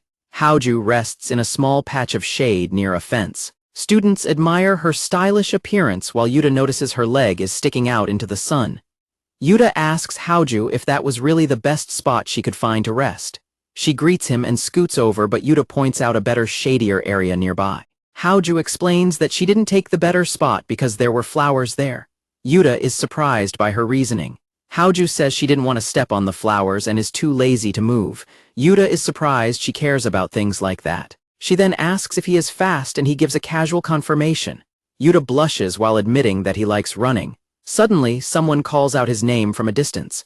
Hinagi approaches Yuta and asks if he has a moment. Yuta asks for clarification about a relay between teams. Hinagi explains that there is a mixed-grade relay race, and she thinks he would be a good fit for it. Yuta notices she is wearing her large bookmark case as a necklace, and she explains she learned to tuck it under her shirt. Hinagi tells Yuta that he is fast and the rest of the class has already agreed to have him as their representative. Yuta wonders when this decision was actually made. Yuta decides to join the relay since he has no reason to refuse. He watches other students continue their practice as news of his participation begins to spread. Yuta's face twitches when he hears students excitedly gossiping about Rei-sama joining the relay race. Hinagi gets excited about the news even though Rei-sama is on a different team. She declares that she will cheer for him regardless of which team he is on. Hinagi points out that if Yuta joins, it will be a showdown between the two brothers. Yuta immediately rejects the idea. Yuta turns away and says he is not interested. Hinagi is confused and shouts for him to wait while she remains stuck in the fence. Yuta walks away into the distance as Hinagi's voice follows him, calling him her little brother-in-law and begging for help. The school bell rings over the building. In the hallway, students chatter while Yuta walks past them alone. Yuta sighs deeply and wonders to himself why he always acts this way. Yuta thinks back to his childhood when his older brother was his only rival. Rei praises Yuta for his speed in a race and notes how close the finish was. Yuta grumbles in response. Yuta intensely tells Rei that he will be the one to win the next time they compete. Yuta reflects on the contrast between his perfect multi-talented brother and his own plain, average nature with no special skills. Yuta wonders when he first started feeling this way while hearing voices in the background praise Rei. Rei is celebrated by his peers for being the best at everything while holding a first-place flag. Yuta holds a second-place flag and wonders when he gave up on being number 1. Adults try to encourage young Yuta by saying he did his best against his big brother, but he grips his flagpole tightly in frustration. Young Yuta walks away declaring that he is finished and does not want to try anymore. Yuta thinks to himself that knowing he can never beat his brother anyway is his worst trait. Yuta decides that basic survival skills are the only thing he can win at. He is startled when someone calls out to him in the room. Rei puts an arm around Yuta's shoulder and asks if he is on his way home. Rei asks Yuta if he wants to walk home together. Yuta reacts with surprise at the sudden request from his older brother. Rei suggests they do it for old time's sake while a group of female students watches them with admiration. Yuta begins to worry that he will never be the best. Yuta realizes that his true fear is something else while nearby students gossip about whether he is Rei's little brother. Yuta admits to himself that what he truly fears is being compared to his brother. Yuta stammers out a refusal and suddenly claims he just remembered something he needs to do. He tells Rei to go on without him and rushes away, leaving his brother confused. Yuta runs away from the school building, breathing heavily as he flees the situation. Yuta trips over a rock and goes tumbling across the pavement, rolling and eventually crashing into the ground. Yuta lies on the ground and questions what he is doing, lamenting his tendency to run away from everything. He suddenly hears someone approaching. Haoju leans over the fallen Yuta and asks if he is doing okay. Yuta looks up in shock as he realizes that Haoju has found him in such a pathetic state. Yuta gives a half-hearted confirmation that he is fine while wondering why Haoju is there. He realizes there is a more important issue to worry about as she crouches next to him. Haoju remarks that the spot where he fell feels good. Yuta blushes, intensely mortified by the realization that she watched him fall. Haoju explains that she also tripped in the same spot recently and ended up liking how comfortable it was. Yuta is overcome with embarrassment and rolls on the ground, screaming to himself about the ultra-embarrassing situation. Haoju continues her praise for the location, mentioning the great sunlight and preparing to reveal the best part. Yuta remains flustered and confused as she gestures towards something nearby. A sudden sound or movement catches Yuta's attention as he looks up at Haoju. Haoju and Yuta sit side by side on the ground. Haoju points out that they get a nice breeze from a nearby fan. Yuta agrees that she is right. Haoju asks if the breeze feels good and watches the students practicing for the sports festival. Yuta agrees that it is nice while watching along with her. Haoju mentions the bread-eating race, leading Yuta to ask if she is being serious. He imagines her swimming in a sea of carbs and tells her that the race definitely does not work that way. Haoju explains that she lost a game of rock, paper, scissors and has to do the beanbag toss instead of the bread race. She asks Yuta what he is participating in, and he tells her he is signed up for the 100-meter dash and pushball. Haoju asks about the relay race since she heard everyone expects him to be in it. Yuta looks away, appearing hesitant to answer. Yuta claims he is not actually that fast. He adds that his older brother will be participating in the race as well. Yuta grips his legs tightly and wonders why he is sharing these thoughts with Haoju. Haoju asks why his brother's presence makes the race a problem for him. Yuta is taken aback by her question. The two continue sitting on the steps together. Haoju admits she does not really understand complicated matters.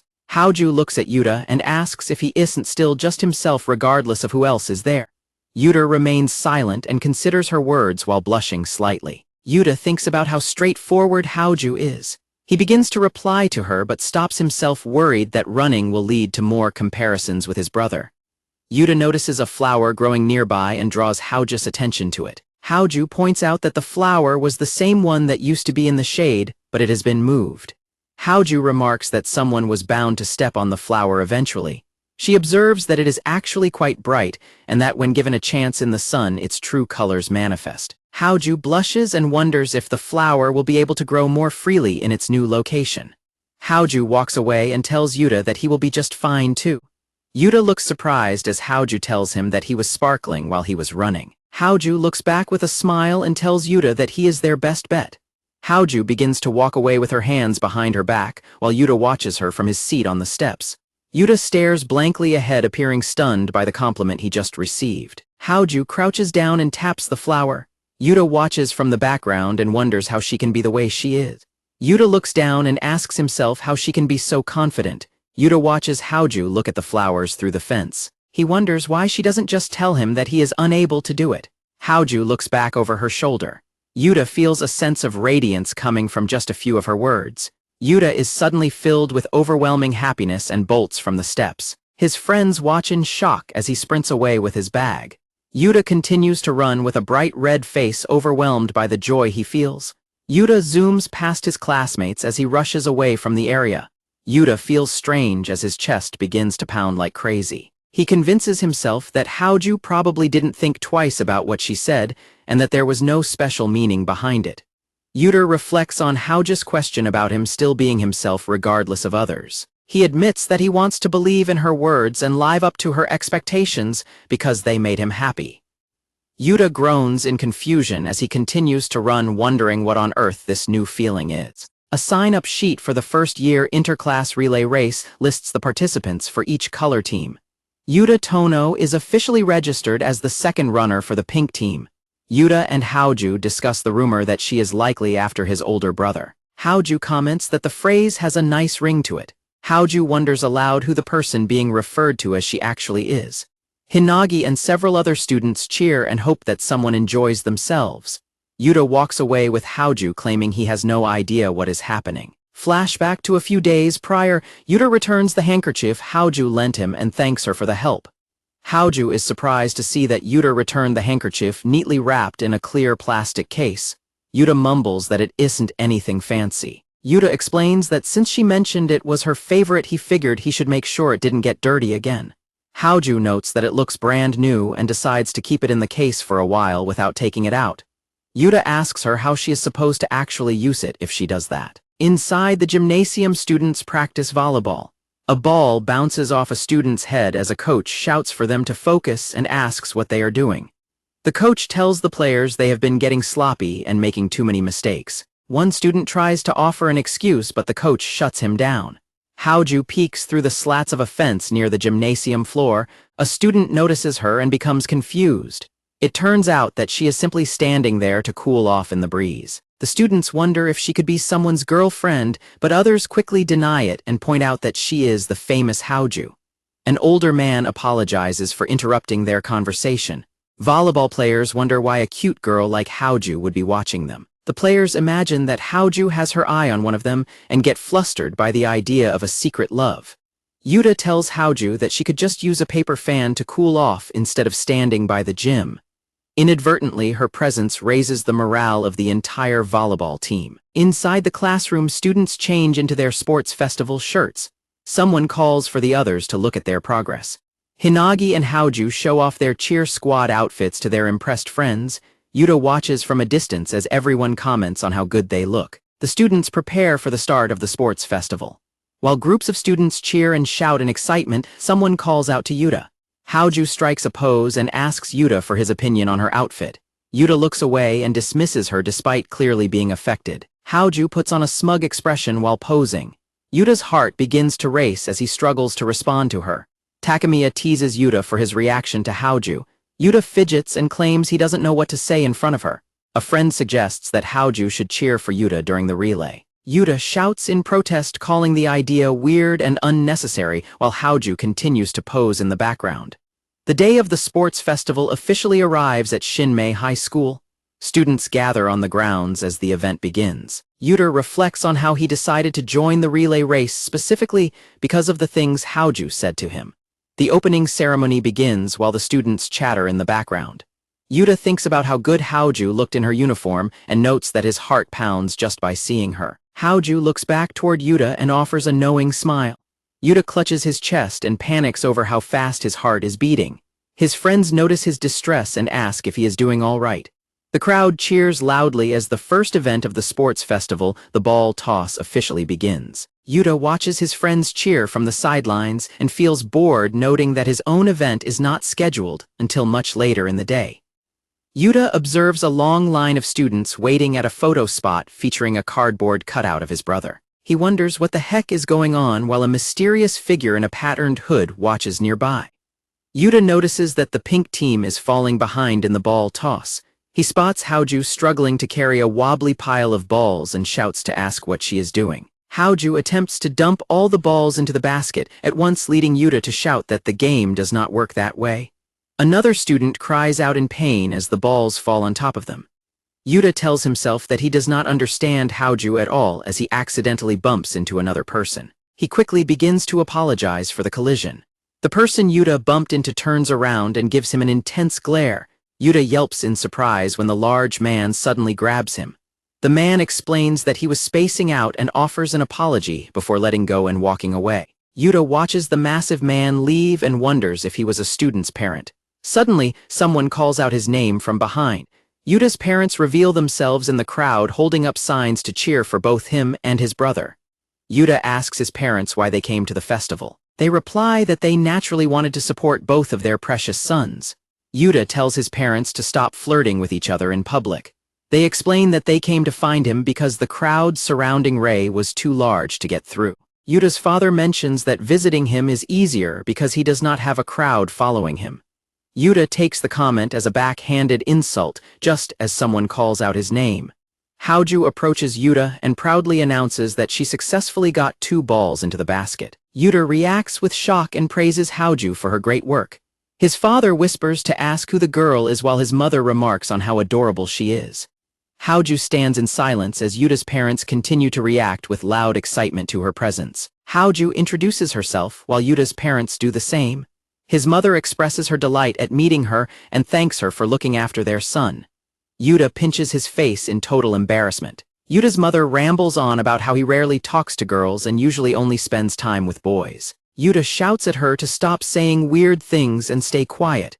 His mother mentions that her son can be quite blunt and asks Haoju if it bothers her. Haoju replies that she doesn't mind at all while Yuta clutches his head in despair in the background. Haoju recalls the times Yuta helped her like when he lent her his umbrella. Yuta grumbles and hides his face as she continues to list his good deeds. Haoju looks toward the parents and tells them that she is well aware of how kind Yuta actually is. Yuta's parents stand together in silence observing Haoju after her heartfelt comment. Yuta's mother calls Haoju a sweet girl and invites her to visit their home whenever she has the time. Yuta continues to cover his ears, wanting the interaction to end. Yuta's parents place their hands on his shoulders as they prepare to say one last thing. His parents state that they would be very happy if the two of them stayed close friends. Haoju gives a simple confirmation that she would like that as well. Yuta's parents wave and head off to cheer for him, leaving Yuta confused about what just happened. He tells them not to watch him and asks what they were even doing. Haoju observes that his parents were very nice. Haoju walks away and promises Yuta that she will be watching him during his event. Yuta feels his heart skip a beat as he watches her go. Yuta remains frustrated with himself, internally screaming for his heart to stop racing as the sports festival continues around him. A student approaches Rei and asks if he is serving as the anchor for the relay race today. Rei wipes sweat from his neck as he prepares for the competition. Rei confirms he is the anchor and listens as his friend mentions that Yuta is also participating. Rei is impressed that his friend knows so much, but the friend just points out that Rei is very popular and everyone is talking about the race. Someone notes that it is bold of Yuta to face Rei head-on, especially since Rei is known for being undefeated. Rei recalls a recent moment when Yuta determinedly declared that he would be the one to win this time. A friend observes that Rei looks happy. Rei admits that he is pumped because it has been a long time since his brother was truly fired up for a competition. Rei decides that he will also have to give his best effort in the upcoming race. Rei tells his friends he is going to get some water and will return soon. He wonders to himself about the reason for his brother's sudden change. Rei walks through the admiring crowd, reflecting on how Yuta used to actively avoid any direct competition with him.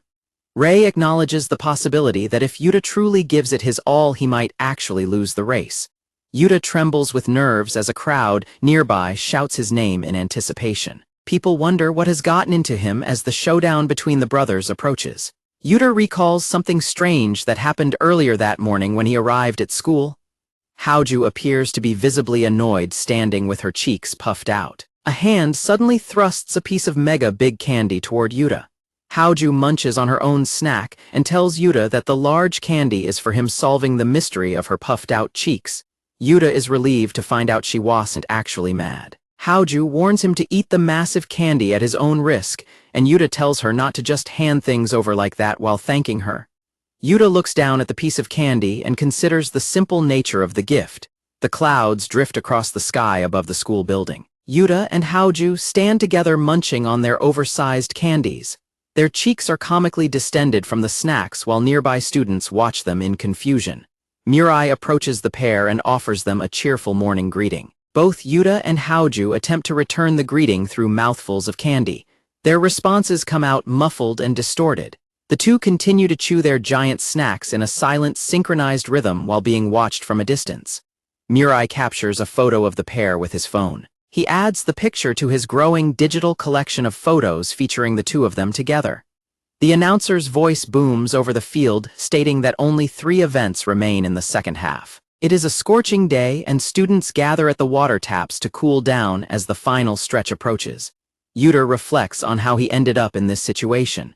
He remembers telling his shocked friends that he would be the anchor for the race because Haoju's encouragement was pushing him forward. Presently, Yurara is overcome with terror. His heart thumps loudly against his chest as the reality of running in front of a massive crowd sets in. Yurara grabs his head and regrets his decision, calling himself a coward. He wonders how he can possibly perform under such pressure. Nearby, his mother watches his frantic behavior with concern. Haoju stands nearby, visibly overheated with steam rising from her head.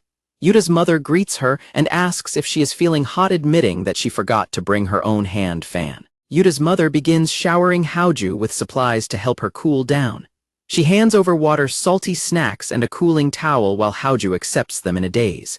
She then offers Haoju a special fan with Rai's name on one side and Yurara's on the other. She explains that this way Haoju can cheer for both of her boys. Haoju holds the supplies and the fan, offering a quiet thank you. Haoju gazes intently at the cheer fan featuring Yurara's name appearing to be in deep thought. The announcer's voice screams with excitement as the final event is announced. The crowd goes wild as the mixed-grade relay race is set to begin. The announcer calls out for everyone to look at the blue team's anchor, Rei-sama. The crowd erupts into cheers while Yurara and his friend remark on how popular his brother is. The racers take their positions at the starting line. Rei offers a confident smile while Yurara remains focused and tense as the signal for the start begins. A runner for the pink team stumbles immediately after the starting signal. Hinagi compliments Haoju on the awesome fan she is holding while friends in the crowd worry about the slip-up, though they remain hopeful that Yurara can save their chances. Haoju smiles and mentions that someone gave the fan to her. The race continues with the blue team in the lead, followed by green, red, and yellow. Because of the early stumble, the pink team is currently in last place, but the announcer notes that if they manage to take first, they will win the entire sports festival. Rei calls out to Yurara as they wait for their respective turns in the relay. Rei asks Yurara if he is feeling nervous. Yurara stammers a denial while his heart pounds, and the announcer shouts that, while the pink team is still in last place, they are beginning to close the gap. Yurara asks his older brother if he is also feeling nervous. Rei admits that he certainly is. Rei reflects on their childhood together. Rei remembers how they have been constantly competing since they were small children. The blue team's anchor is called to get ready. Rei tells Yurara that he always believed he would lose to him one day. Rei smiles and declares that today will not be that day because he still wants to be an older brother that Yurara can be proud of. He then successfully catches his team's baton. The announcer excitedly declares that Rei has received the baton. The crowd cheers wildly as the final stretch of the competition begins. Rei sprints down the track with incredible speed. Yurara considers his brother's words about wanting to be someone he can be proud of. Yurara watches his brother run and realizes that Rei has always been his rival, his role model, and his greatest source of pride. Yurara admits that being compared to his brother is something that truly scares him. He reflects on how competing always made the gap between them obvious, leaving him feeling like he wasn't good enough. On the track, the race continues as the crowd cheers for the runners. He recalls Haoju asking him if he isn't still just himself regardless of who else is there. Haoju holds up her cheer fan specifically for Yurara while his other friends cheer enthusiastically behind her. Yurara wonders why it is that he is feeling this way as he prepares for the final leg of the race. The handoff happens as Yurara receives the baton and kicks off the track with a powerful step. Yurara realizes that he is no longer afraid as he begins his intense sprint. The announcer is shocked by the pink team anchor's speed. Yurara zooms past the other runners on the track. The crowd is stunned as Yurara practically flies across the field. He zooms past his competitors and pulls his team all the way up into second place. It comes down to a final showdown between the blue and pink teams. The announcer wonders which brother will take the victory in the end. Haoju and her friends watch the finish line with wide-eyed shock. A loud bang signals the end of the race as the anchors cross the finish line. Hinagi and her friends celebrate Rai's incredible performance. The announcer informs everyone that the closing ceremony will begin in 10 minutes. The blue team celebrates their victory together. Yurara stands nearby, hunched over and breathing heavily from the exertion. Yuta wipes sweat from his face with his towel. He thinks about how he ended up in second place even though he lost, but he doesn't seem to feel bad about the result. Haoju tells Yuta he did a good job. His friends immediately swarm him, praising his insane comeback and crazy speed. The group decides to head off to take a photo together while Yuta stays behind for a moment. Yuta watches his friends walk away together, looking slightly thoughtful. Haoju pauses and looks back toward Yuta, who seems confused by her attention.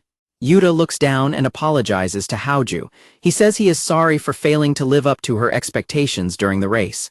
Haoju suddenly plops a towel over Yuta's head. She begins rubbing the towel vigorously on his head.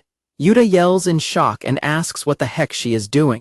Yuta asks her to stop, but Haoju refuses and steps even closer to him. Haoju looks Yuta in the eye and tells him that he was actually amazing. Yuta is caught off guard by her sincere comment and remains silent. Yuta considers how losing to his brother usually just hurts, but things feel different now that he knows someone was specifically watching him. Yuta blushes deeply and squeezes the towel against his head while hiding his face. Haoju says she is heading over to join the others. Suddenly, someone grabs Yuta's shoulder and shouts his name. Ray leans heavily on Yuta and exclaims that it was the funnest race he has had in ages. Yuta complains that his brother is too close and that it is far too hot for this. Yuta huffs and asks why his brother is so hyped up anyway.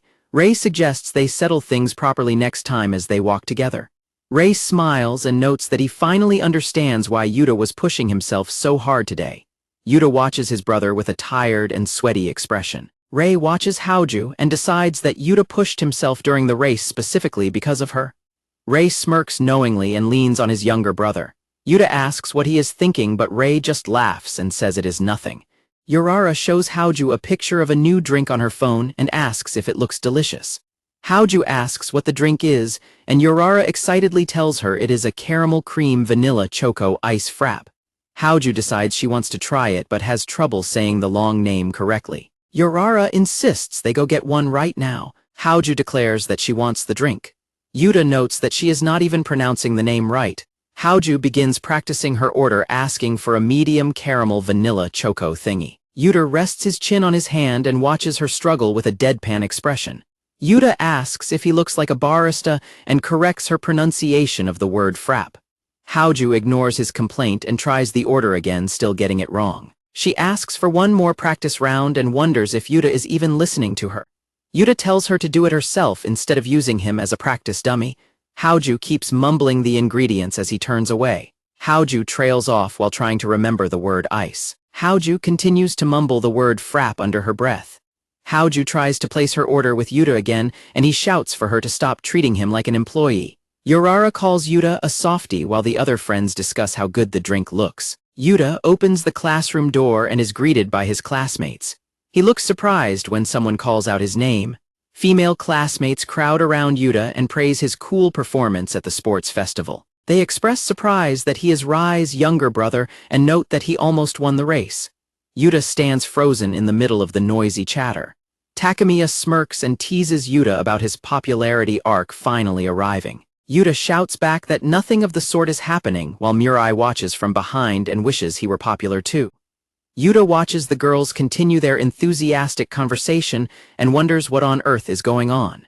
Yuta suddenly realizes something and tells himself to wait a second. Several girls approach Yuta with different requests. One asks to eat lunch together so she can learn more about Ray. Another presents baked goods intended for both brothers, and a third asks to swap contacts to get his brother's information. Yuta is horrified and tells himself that he knew there was an obvious ulterior motive. He concludes that this behavior is exactly how girls are. Yuta is stressed by the attention and realizes the girls have just been waiting for a chance to use him to get closer to Ray. He admits that he hoped high school would be different, but tells himself to just forget about it. A girl suddenly shouts that Ray is coming, which causes an immediate commotion among the students. A stampede of girls rushes past Yuta as they scream Rai's name and head toward him. Yuta watches the crowd go with a deadpan expression. Takemiya tells Yuta that he seriously feels bad for him. Yuta glares and asks what he means by that while they stand in the middle of the empty hallway. Yuta walks away feeling annoyed. He thinks it is pathetic that they were just trying to use him as a stepping stone to reach his brother. Yuta continues down the hall, convinced that girls are all the same and only act friendly to get information. He tells himself that they are only being buddy-buddy because of his brother and yells in frustration. Yuta stops in the hallway and looks over his shoulder.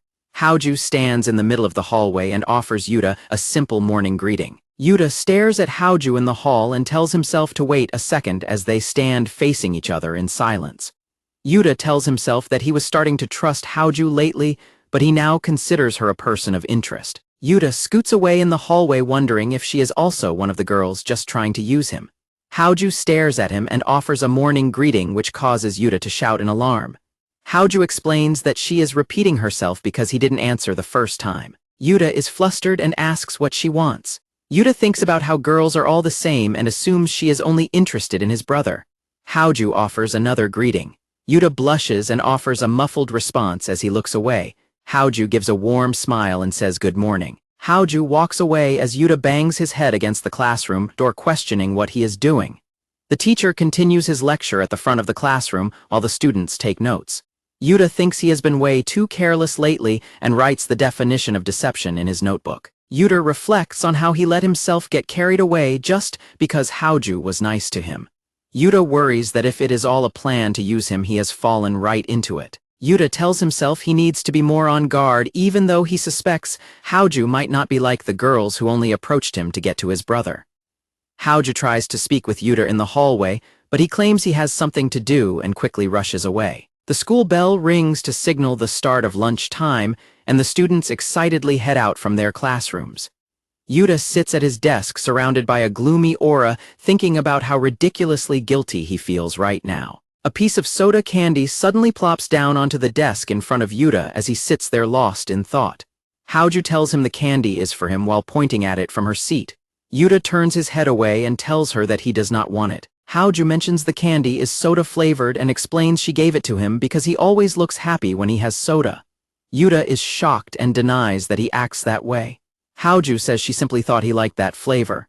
Yuta reacts with a start as he looks down at the gift. Yuta is torn between two inner voices, with one warning him that she might be trying to butter him up while the other insists she is just naturally generous with snacks. The inner voices continue to argue loudly in his head, with one calling him a gullible idiot for trusting girls, while the other defends Haoju based on her past behavior.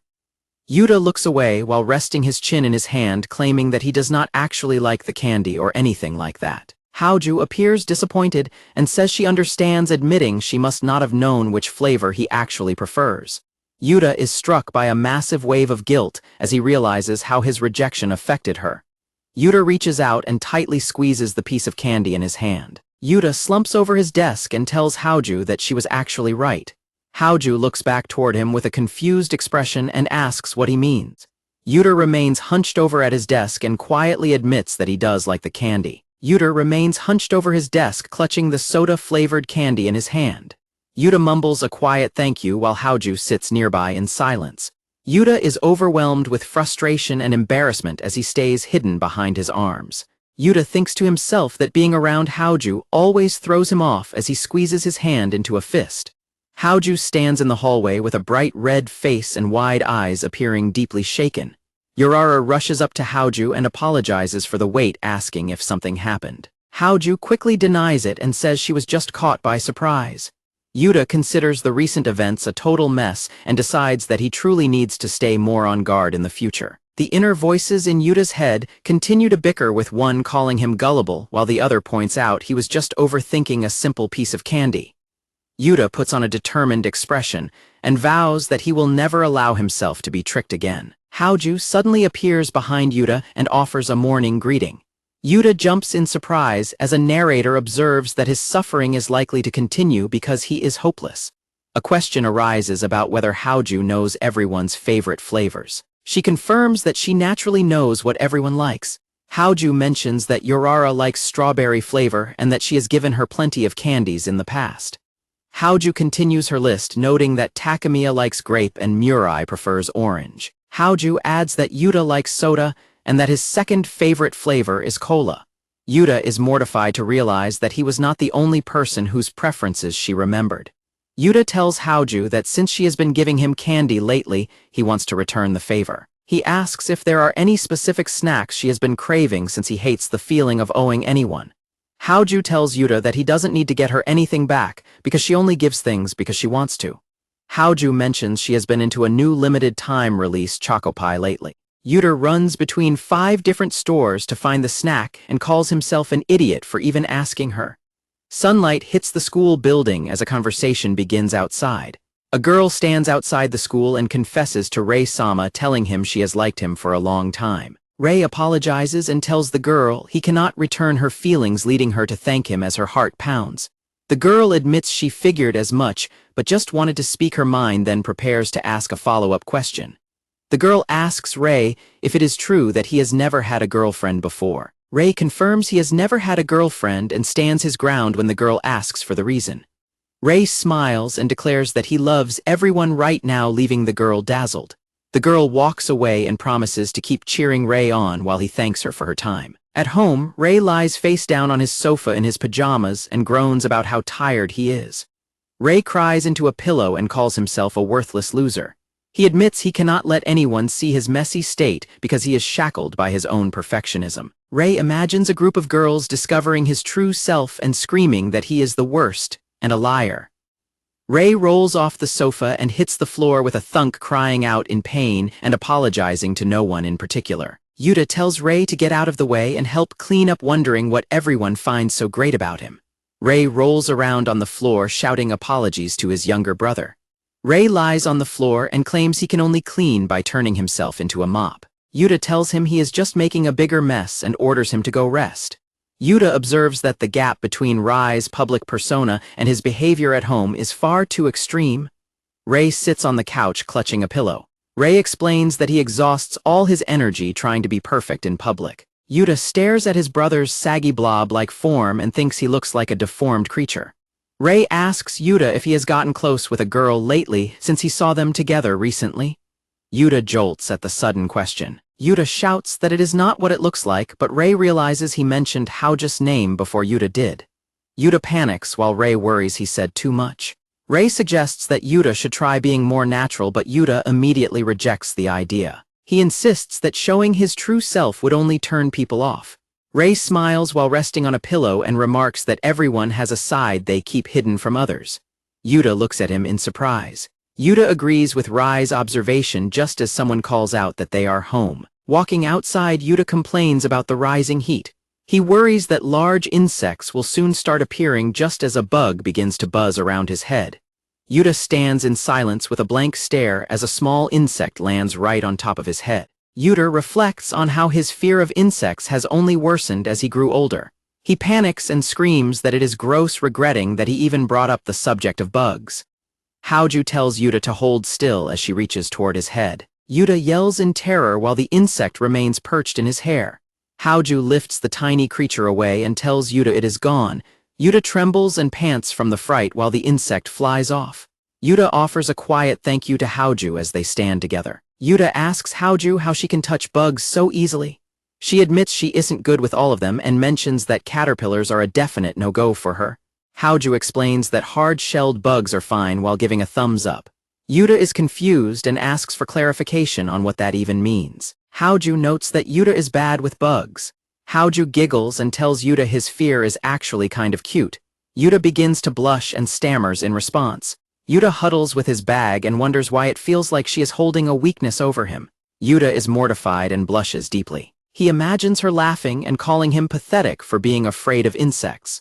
Yuta finally understands what his brother meant about hidden sides. He worries that he will have to obey her every command if she uses his fear of bugs against him. Yuta mumbles and asks for her to just forget about the incident. Haoju immediately refuses his request. Haoju crouches in front of him and explains she is not going to forget something new she learned about him. Haoju smiles while resting her face on her hands and says the situation makes her quite happy.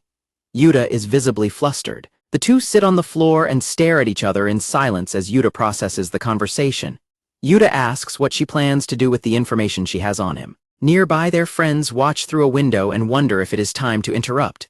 The school bell rings out over the building. Yuta thinks about the hidden sides people have. He notes that Haoju always seems composed, whereas he easily panics even over small things like butterflies. Takamir reflects on their interaction and realizes that he doesn't actually know anything about Haoju. Yuta zips up his bag while wondering if Haoju has sides she doesn't want people to see. Suddenly, a voice calls out to him. Mirai and Takemiya invite Yuta to grab food on the way home, but Takemiya stops when he notices Haoju nearby. The boys approach Haoju as she prepares to leave. Mirai notes that Yurara already left and Takemiya asks if Haoju is walking home alone. Haoju declines an invitation to walk with the group or go to a bookstore, explaining that she has something else to do. Haoju reveals that she is heading to a Maid cafe. Yuta and his friends are completely shocked and flustered by the mention of a Maid cafe. Yuta reflects on how Haoju found his weak spot and starts worrying about what she might do with that information. Haoju grins and holds up a giant insect shell for Yuta to see, causing him to yell in alarm. Haoju asks Yuta if he understands what this means. Yuta panics and asks what the hell the huge bug is. Haoju shoves the bug at Yuta and demands info about his brother along with 10 boxes of snacks. Yuta screams for her to stop. Yuta realizes he was having a nightmare and groans while a butterfly rests on his head. Haoju looks on as Yuta begs for her to make it stop. Yuta continues to panic about the bug on his head. Haoju ignores his shouting and remarks that the place feels nice. Haoju waves at the butterfly and says goodbye as it flies away. Yuta is left looking sweaty and miserable after the butterfly finally leaves his head. Yuta finally begins to relax as a peaceful aura surrounds him. Haoju looks down at Yuta and offers a gentle smile.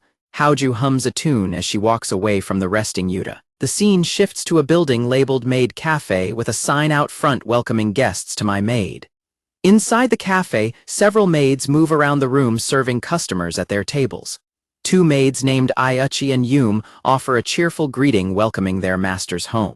Yuta and his friends arrive at the cafe with Haoju following the custom by announcing that they are home. Yuta whispers to ask if they really had to come along, but Mirai insists it looks fun.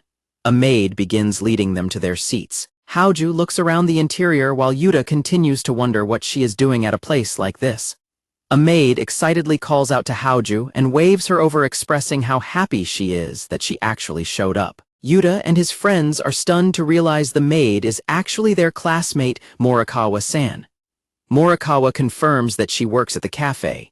Yuta finally understands the reason behind Haoju's earlier comment about her plans. Morikawa explains that she started the job recently because the uniforms were so cute. Mirai agrees and tells her the outfit really suits her. Takemiya tells Morikawa that she pulls off frilly clothes well, while Haoju adds that the badge on her chest is a nice touch. Morikawa gives a smug smile and praises Haoju for her good eye while calling out her name. Morikawa excitedly presents a name tag she made herself using beads. Yuta finds the tag to be far too loud and over-decorated. Morikawa explains that she packed the tag with everything she loves, making it her absolute favorite item. Haoju tells Morikawa that the tag is cute and perfectly represents her personality. Morikawa giggles and thanks her for the compliment. A senior maid asks Morikawa if the group are her friends, and Morikawa confirms they are just visiting. Yuta finally realizes that Haoju only came to the cafe to check on Morikawa's new part-time job. Morikawa calls Haoju over and the other maids quickly pull her away. Yuta sits at the table with his friends and wonders why he even bothered to come along. A maid steps forward with a loud click of her shoes, causing a stir among the customers in the cafe. Mirai and Takemiya watch with expressions of shock. Haoju suddenly appears in a full maid outfit, standing silently with a serious expression as she poses for the group. Yuta and Takemiya shout in total disbelief at the sight of Haoju in the frilly uniform. Morikawa explains that the cafe allows guests to try on maid outfits, which is how Haoju ended up in the costume. Mirai praises how well the outfit suits her, while Yuta remains stunned. Yuta looks away and offers a half-hearted agreement when asked for his opinion. His friend points out that he was clearly blushing just a moment ago. Takemiya tries to talk to Mirai but finds him completely overwhelmed by the cute scene. He concludes that Murai's brain has effectively short-circuited from the overload of cuteness. Haoju casually asks the group for their order, acting as if wearing the outfit is perfectly normal. Yuta is bothered by how composed she seems while dressed as a maid. Takemiya orders the Amurus set and Mirai asks for the same. Yuta continues to wonder if Haoju feels any embarrassment at all while performing her role. Yuta tells himself to stay strong and not let the sight of the uniform affect him. Haoju asks him what he would like to order. Yuta stammers as he tries to decide on his meal. Haoju catches him off guard by addressing him as master while asking for his selection. Haoju's repeated use of the word master leaves Yuta in a state of complete shock. He looks down at the table and stammers out an order for orange juice. Haoju confirms the order and turns away with a quick movement. Yuta slumps over at the table, lamenting that he is far too easy to mess with and declaring himself totally defeated. Takemiya and Mirai comment on how calm and collected Haoju always is, noting that nothing ever seems to faze her. Yuta steals a glance at her and agrees that she usually has a calm vibe, but he notices that something about her behavior today seems different. Haoju stands with a bright red face, appearing visibly embarrassed as she continues her work. Yuta and Mirai watch her from their table with surprised expressions. Morikawa approaches the table with several drinks and thanks the group for their patience. Morikawa sets a drink on the table and encourages them to try it. She suggests making it tastier with a magic spell, which turns out to be the Mo Kaiyan spell, much to Murai's shock. Morikawa asks Yuta if he wants to try the spell, but he flatly refuses. He offers a quiet thanks as she moves on, while noticing that Haoju is acting like her work is just a normal routine. Yuta stares intently at Haoju and realizes that he has finally figured something out. Yuta speaks up and calls out to Haoju while she stands with her back to him. Haoju turns around to face him with a bright red face, clutching her serving tray tightly against her chest. Yuta stares up at her in silence, appearing caught off guard by her intense reaction. Yuta begins to say something, but Haoju immediately cuts him off and tells him that he is wrong. Yuta looks at her in confusion and asks what she even means by that. Haoju hides her face behind her hand and admits that the whole situation is actually quite embarrassing for her. Yuta is left speechless by her sudden confession. Yuta hunches over the table in total despair, pointing out that he hadn't even said anything yet before she reacted that way. Haoju stands in front of him with a pained expression. Haoju sips from a glass and thanks Yuta for trying out the Maid experience. Suddenly, someone calls out her name. Haoju sips her drink and reflects on how much fun she had while her friends praise her performance. Yuta turns to her and points out that she was actually blushing the entire time.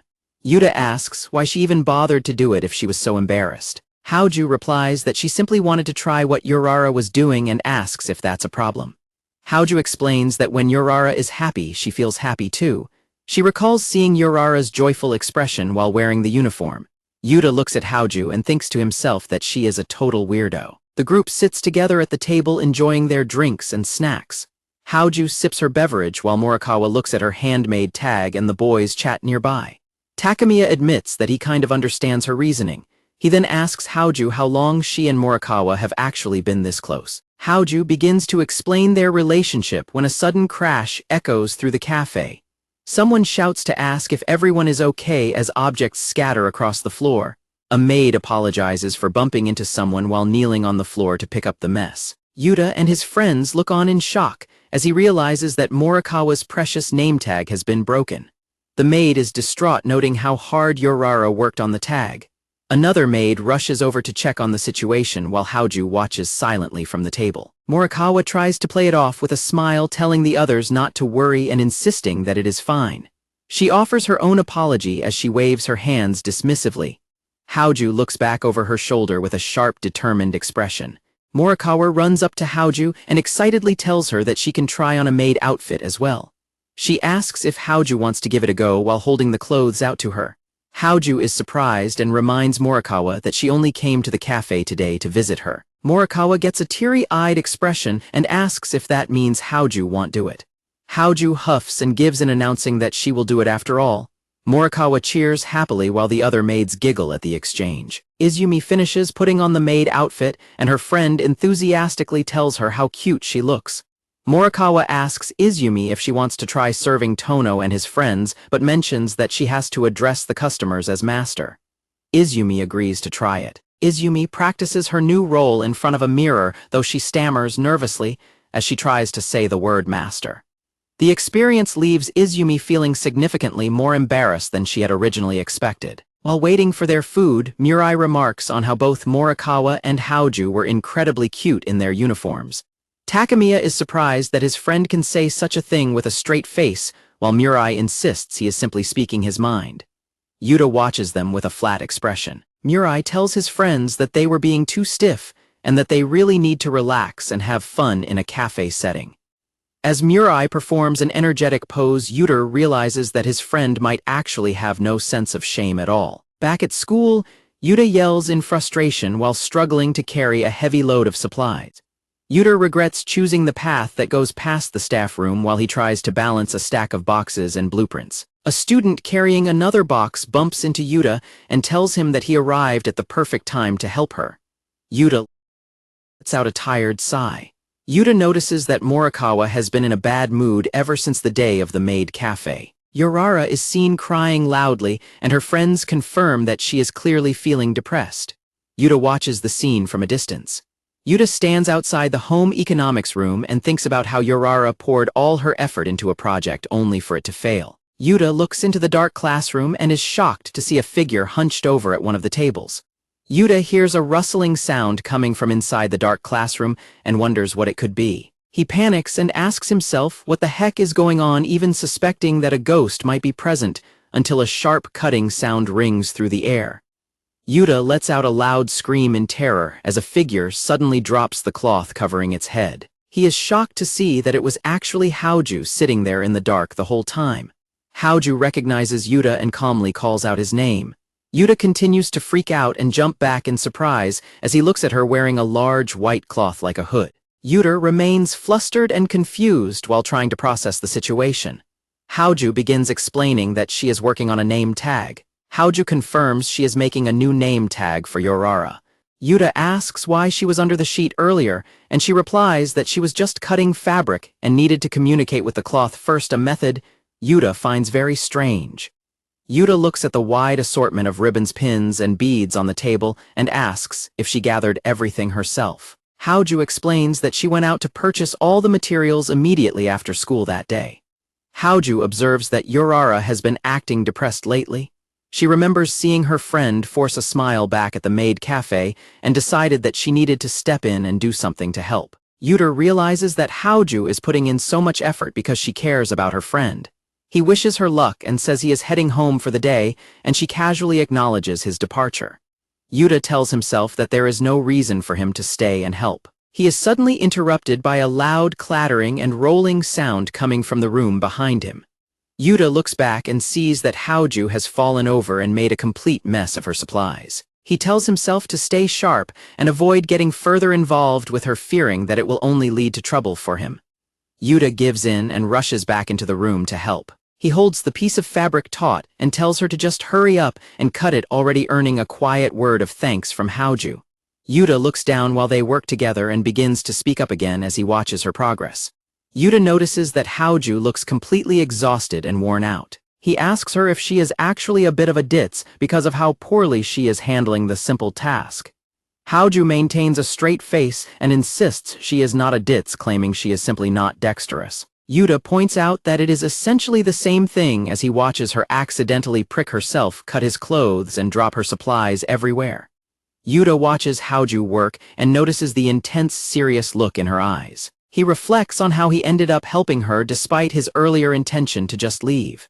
Yuta watches Haoju work and asks if there is really a reason for her to go to such lengths for a gift. Haoju pauses her work and looks away for a moment before beginning to explain the depth of her relationship with Yurara. The two sit together in the quiet room as Haoju reveals that Yurara is actually her very first friend. Yuta is visibly taken aback by the revelation. Haoju continues, noting that her friend likely does not even realize how much she means to her. Haoju recalls how Yurara always spoke to her openly and never treated her as if she were different from anyone else, which brought her a great deal of happiness. Yuta realizes that Haoju is aware of how hard she is to read. She explains that she used to be quite lonely in class until Yurara introduced her to the world of fashion and accessories. Holding up a completed sunflower ornament, Haoju says that being with Yurara makes her world feel larger. She is determined to do something kind in return for such a precious friend.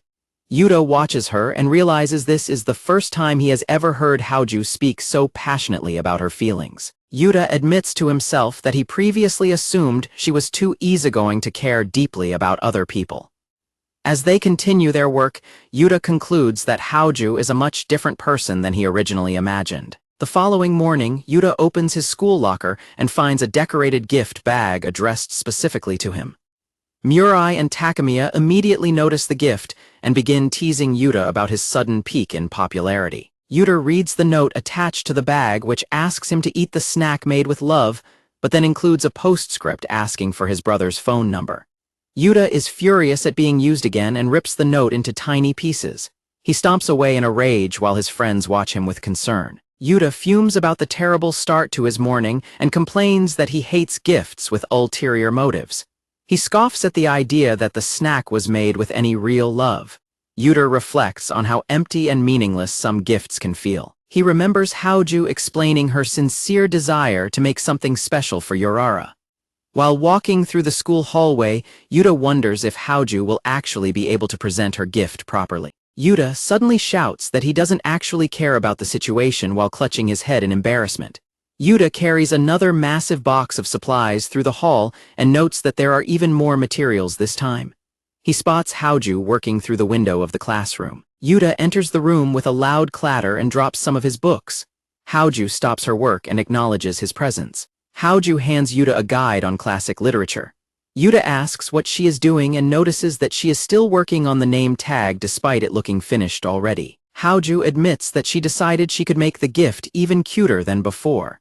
She explains that since Yurara loves cute things, she added more frills and sparkles while imagining how happy it would make her friend. Haoju turns toward Yuta and remarks that a single day of work simply wasn't enough to satisfy her. Yuta stares at the highly detailed Yura-chan name tag in disbelief. Yuta looks at the manipulative gift note from earlier and realizes that Haoju's actions are entirely different. He concludes that she isn't looking for a reward and is just being honest and direct with her feelings. A sudden clattering noise comes from the classroom behind Yuta as he prepares to leave. Yuta watches Haoju and understands that her concern for her friend is completely genuine. Yuta remains silent and thoughtful as he processes his new understanding of Haoju. Yuta starts to leave with his supplies but pauses and looks back into the room. Haoju turns her head to see why he stopped. Yuta decides to stay and help her finish the name tag. Haoju asks if he is for real and Yuta confirms it. She looks at him and calls out his name. Haoju rests her chin on her arms and asks Yuta if he thinks Yurara will actually be happy with the gift she made. Yuta feels a bit flustered as he looks at her. Yuta tells himself that Haoju is completely different from any other girl he has ever known. The sun sets over the school building, leaving behind a hope that the gesture will be a success. Yuta watches from a window as Haoju meets Yurara outside and hands her the gift. Yurara is thrilled and asks if Haoju really made such a cute name tag for her. She hugs her friend and shouts about how happy she is. The two friends embrace each other with joyful expressions. Yuta looks out at them while dangling a peculiar handmade charm in front of him. Yuta thinks about how he ended up with a weird gift of his own. He recalls the moment Haoju startled him by plopping the item into his hand. Haoju explains that she made the little frilled ornament herself as a token of appreciation. Yuta turns away and mumbles that he didn't even want it. Haoju watches him with a small, gentle smile as Yuta continues to claim he didn't want the gift. Yuta gazes at the small charm in his hand and feels a sudden rush of warmth in his face. He leans against the window frame and watches the clouds while questioning why he feels so happy about such a simple gift. Haoju reminds Yuta that anyone would be startled by a moving pile of fabric like the one she was under earlier. Yuta notes that she seems to get spooked quite easily. Haoju smirks and tells Yuta that he simply lacks inner composure. He huffs in annoyance as she teases him. A bird suddenly flaps its wings outside the classroom, causing Haoju to jump up from her seat in total shock. Yuta points out that she was just as surprised as he was. Yuta thinks about the strange handmade ornament he received from Haoju, which she called Lil Frill. He holds the charm up at home and debates whether it is actually something meant to be put on display. He considers hanging it on his bedroom wall or setting it on top of his dresser. His mother suddenly calls out to him from the doorway, breaking his concentration. He realizes that he has spent the entire day thinking about the gift. Yuta considers placing the handmade item inside his storage box. He looks at the charm as it sits among his school supplies. He finally decides that the desk drawer is the best home for the charm, noting that while it is a bit dark, it will do for now. A figure draped in a sheet approaches and offers a late trick or treat greeting. Yuta looks back with a deadpan expression and informs the ghost that Halloween has already passed. The sheet-covered figure nudges Yuta while repeating its trick or treat demand. Yuta trembles and yells for the ghost to back off because it is getting way too close for comfort. Yuta panics and tells the figure to just take whatever it wants. He hurriedly hands over some candy and chocolate to satisfy the ghost. Haoju pulls back the sheet and looks at the treat she received. She tells Yuta that she actually really likes this specific kind. Yuta is left looking completely flustered while holding the bag of chocolate. Behind him, Murai and his friends apologize for the late Halloween surprise and offer him all the leftovers. In the school hallway, a classmate with glasses pulls her friends aside to some secret gossip she heard about recent events. The classmate excitedly whispers that she personally saw Haoju and Yuta acting very friendly and cheerful together while they were in the sewing room. The group of girls reacts with shock to the rumor while Hinagi approaches them from the hallway. Hinagi offers a bright morning greeting and asks the girls what they are discussing so intensely this early in the day. Hinagi smiles and admits that she is also quite curious about the exact nature of the relationship between Yuta and Haoju. The classmates suggest that Haoju might only be hanging around Yuta to get closer to his famous older brother. Hinagi remembers how messy Rei acts at home and considers the possibility. The girls imagine a scenario where Haoju acts like a queen and uses her connection to Yuta to squeeze information out of Rei. Hinagi's expression goes cold as she flatly denies the girls' theory, stating that it definitely is not like that at all. Hinagi tells her classmates that those two aren't motivated by anything so shallow. She reflects on how she once had similar doubts, but has since learned better through her own observations. Hinagi watches Haoju show Yurara a small paper crane she made. She notes that Haoju is much more sincere than the rumors suggest. As Hinagi observes her friend, she concludes that Haoju is definitely a unique person who follows her own heart. Hinagi is horrified when her classmates declare that they are going to find Haoju and talk to her. The girls plan to use Haoju to get information on Rei, which causes Hinagi significant distress as she recognizes her own past behavior in them. Hinagi realizes the girls are about to mess with Yuta and decides she has to stop them. She accidentally trips as she tries to move. Hinagi executes a rolling guard technique and crashes into the floor with a loud thud, startling everyone in the hallway. Her classmates rush to check if she is okay, noting that she definitely rolled instead of just tripping. Hinagi grabs them firmly and asks to lean on their shoulders, displaying surprising strength. With a fierce and determined look, Hinagi growls that she is not going to let any of them leave. While Yuta and Haoju watch the strange scene from afar, Hinagi tells herself that this is her atonement, and she will protect her brother-in-law's peace at any cost. Hinagi successfully spends the next half-day dragging her classmates away from Yuta using various excuses, though she finds the task to be incredibly troublesome. Hinagi watches Yuta and Haoju chat, and considers how both of them seem completely oblivious to the feelings of those around them. Back in the classroom, Haoju shows Yuta a photo on her phone of Yurara happily wearing the handmade name tag with her maid uniform. Haoju scrolls through several more photos, and while Yuta agrees that the tag looks great on Yurara, he points out that many of the pictures are actually quite blurry. Haoju explains that she keeps every single photo her friend sends her, which catches Yuta off guard. Yuta asks if she really loves Morikawa-san that much, and Haoju simply confirms it with a gentle look. Haoju notes that she has plenty of photos of Yurara already before trailing off into silence while Yuta watches her with a confused expression. A sudden camera click rings out as Haoju takes a surprise photo of Yuta, leaving him shouting in shock. Yuta demands to know what the hell she is doing and why she is laughing. Haoju just continues to giggle in response. Haoju rests her head on the desk and looks at Yuta, telling him that her reason for taking the photo is a secret. Yuta turns his head away and wonders what her secret could possibly mean while his face turns red.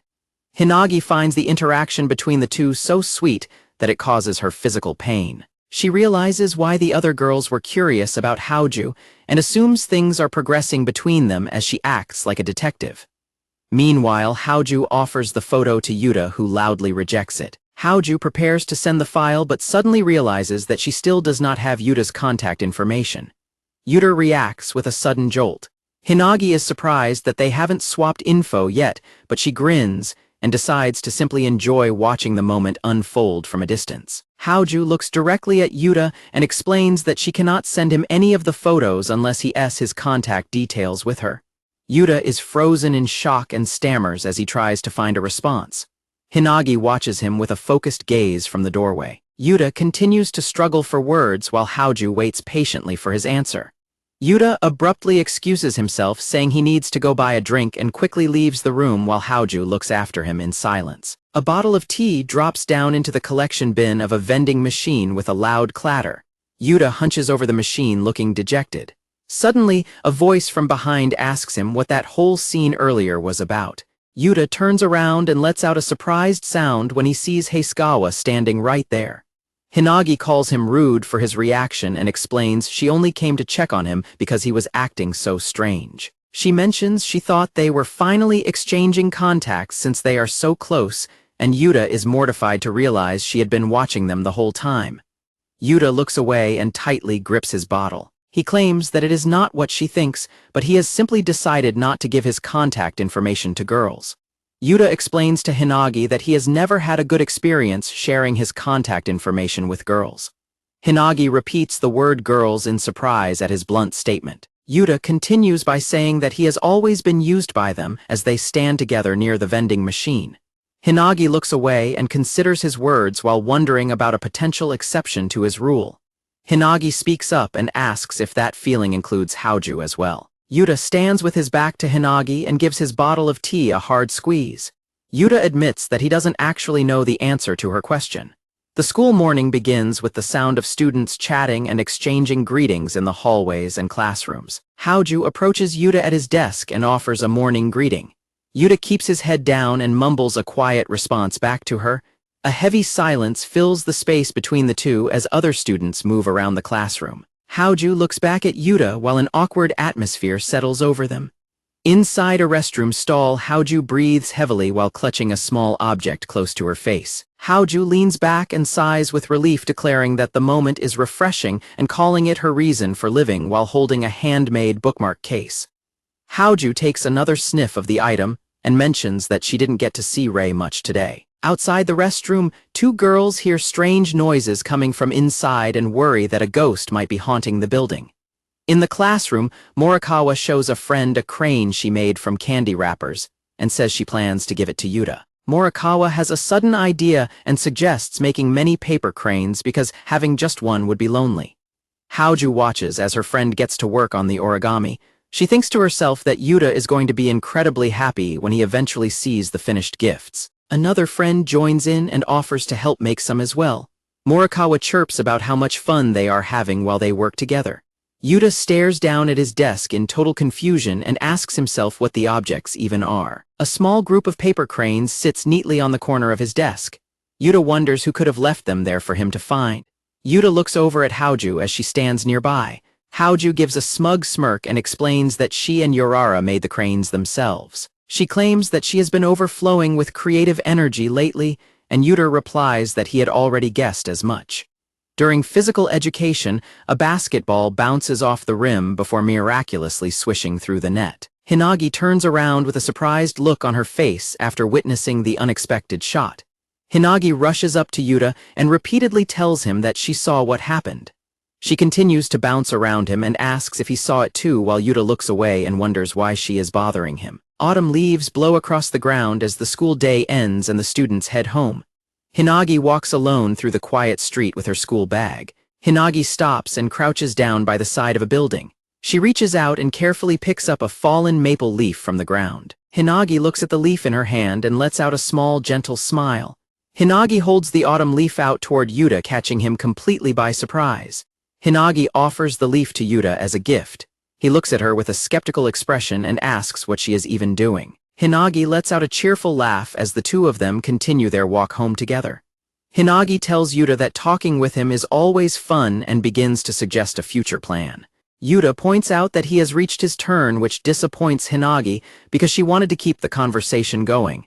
Hinagi suggests they swap contact information so they can talk whenever they want. Yuta is stunned and asks if she really wants his details specifically, but she excitedly confirms her request. Yuta hesitates as he remembers how every girl in the past was only using him as a way to get closer to his brother. Hinagi looks at him and explains that she wants to know more about him Yuta rather than anyone else. Yuta tightly squeezes the fabric of his pants as he considers her sincerity. He wonders to himself if this time might actually be different from his past experiences. Yuta hands over his contact information while Hinagi thanks him. He desperately hopes that she isn't using him as a stepping stone to reach his brother. Yuta tries to calm his nerves and repeatedly tells himself that everything is going to be perfectly fine. Later that night, a phone resting on a bedside table begins to buzz loudly as it receives a new notification. Yuta suddenly jolts awake in his bed with a loud gasp, looking completely shaken from his sleep. Yuta realizes the memory was just a dream and sits up while clutching his head. He looks at his phone and wonders why he is still so hung up on what happened back then. Yuta sits on his bed and checks his phone while reflecting on the awkward atmosphere that has settled between him and Hinagi lately. He tries to dismiss the feeling by telling himself that he is simply overthinking the whole situation. A group chat notification from Takemiya pops up asking if the friends are free to hang out later today. As he reads the message, Yuta recalls several cruel texts from other girls who bluntly told him they only wanted information on his brother. Yuta sits on his bed and thinks that girls are always only after his brother. He decides it is better to keep his heart closed off to everyone. Yuta sits in silence and wonders if his distrust of girls should also include Haoju. At the station, Yuta tells himself that he is not in the wrong for being suspicious. Suddenly, someone calls out to him. Takemiya arrives at the meeting spot and greets Yuta and Mirai. Yuta asks why the person who suggested hanging out is the last to arrive. Takemiya apologizes for being late, but Mirai insists it is fine. Mirai notes that while he is being gentle, Yuta is acting harsh and annoyed. Mirai mentions that Takemiya usually doesn't plan hangouts in advance. Takemiya just gives a sly smile and says that is just how things go. Mirai asks where the group is headed. Takemiya replies that they are going somewhere where they can be active. Yuta watches them with a puzzled expression. Yuta tells himself that dwelling on his problems won't fix anything. Even though he isn't really in the mood, he follows his friends as they call out to him. Takemiya asks Yuta why he is spacing out and tells him to hurry up. Yuta decides to just go along with them for now. The group discusses going to a new place as they walk together. The group spends the day playing various games. They jump on a trampoline and try their luck at a crane game where Mirai wins a plush toy. While bowling, Yuta struggles with the weight of the ball. Later, they go skating where Mirai accidentally bumps into someone and laughs it off. Takemiya declares that the activities were a lot of fun. He teases Yuta and Mirai for being terrible at skating. Mirai looks completely drained while Yuta shouts back that it was only their first time. Takemiya asks what they should do next and suggests resting for a bit before getting food. Mirai agrees immediately. When asked for his opinion, Yuta says he is fine with the plan. Suddenly, a voice calls out to Yuta from behind. Two girls recognize the group and approach them. They greet Yuta, Takemiya, and Mirai, mentioning that they all went to the same middle school. Takemiya and Mirai happily chat with them about being in the same class years ago. One of the girls suddenly turns to Yuta and asks how his brother is doing. Yuta flatly replies that he is fine. The girls continue talking about how popular Rei is at their school and how everyone is always discussing him. Yuta fumes with anger as the girls immediately shift the focus to his brother. They bombard him with questions about Rei's school year, his coolness, his relationship status, and his future plans. Takemiya claps his hands to get everyone's attention as the girls continue to chatter. Yuta walks away while shaking with rage, realizing that once again, nobody actually cares about him. Takemiya pulls a grumpy Yuta away from the girls, claiming he is thirsty and they are leaving immediately. The girls are confused by their sudden departure. Takemiya grabs drinks from a nearby vending machine and hands one over to Yuta. Yuta takes the can while still looking dejected. The two sit on benches to rest. Takemiya remarks that the encounter with the girls sucked.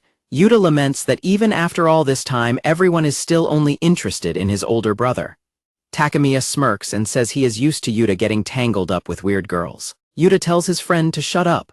Takemiya takes a drink and adds that he is fine with the situation as long as Yuta is doing okay. Yuta is baffled by Takemiya's cryptic words. He looks down at his own can, which turns out to be a sweet red bean drink. Takemiya asks about the strange drink choice. Yuta claims he won it, which makes Takemiya act genuinely shocked for a moment before admitting he was just kidding. Takemiya breaks out into hysterical laughter, teasing Yuta for falling for such a simple joke. Yuta gets even more annoyed at his friend's antics. Takemiya tells Yuta that his gullibility is actually one of his good points. Yuta is caught completely off guard by the unexpected compliment. Takemiya leans back and suggests that someone else out there surely sees those same good qualities in Yuta as well. Murai runs over excited that he actually got a winning bottle. Yuta stares in surprise while Takemiya laughs, and he begins to wonder if there is really someone who sees him for who he is. Yuta looks down while crossing a bridge. He questions if a person who likes him for himself even exists in the world. After parting with his friends, an exhausted Yuta walks toward the supermarket. He notices a riverside path he usually ignores and decides to take it. Yuta stops in his tracks when he sees Haoju standing right in front of him. Both of them are surprised by the chance meeting. Haoju asks Yuta what he is doing out by the river. The two stand together on the path as the sun sets behind the city. Yuta is surprised to encounter Haoju in such a place. Nearby, a student walks his dog while a dragonfly flits past. The two sit down on the grassy bank. Haoju mentions she lives in the area while Yuta explains he was just returning from an errand. A jogger runs by them as they settle into a quiet moment.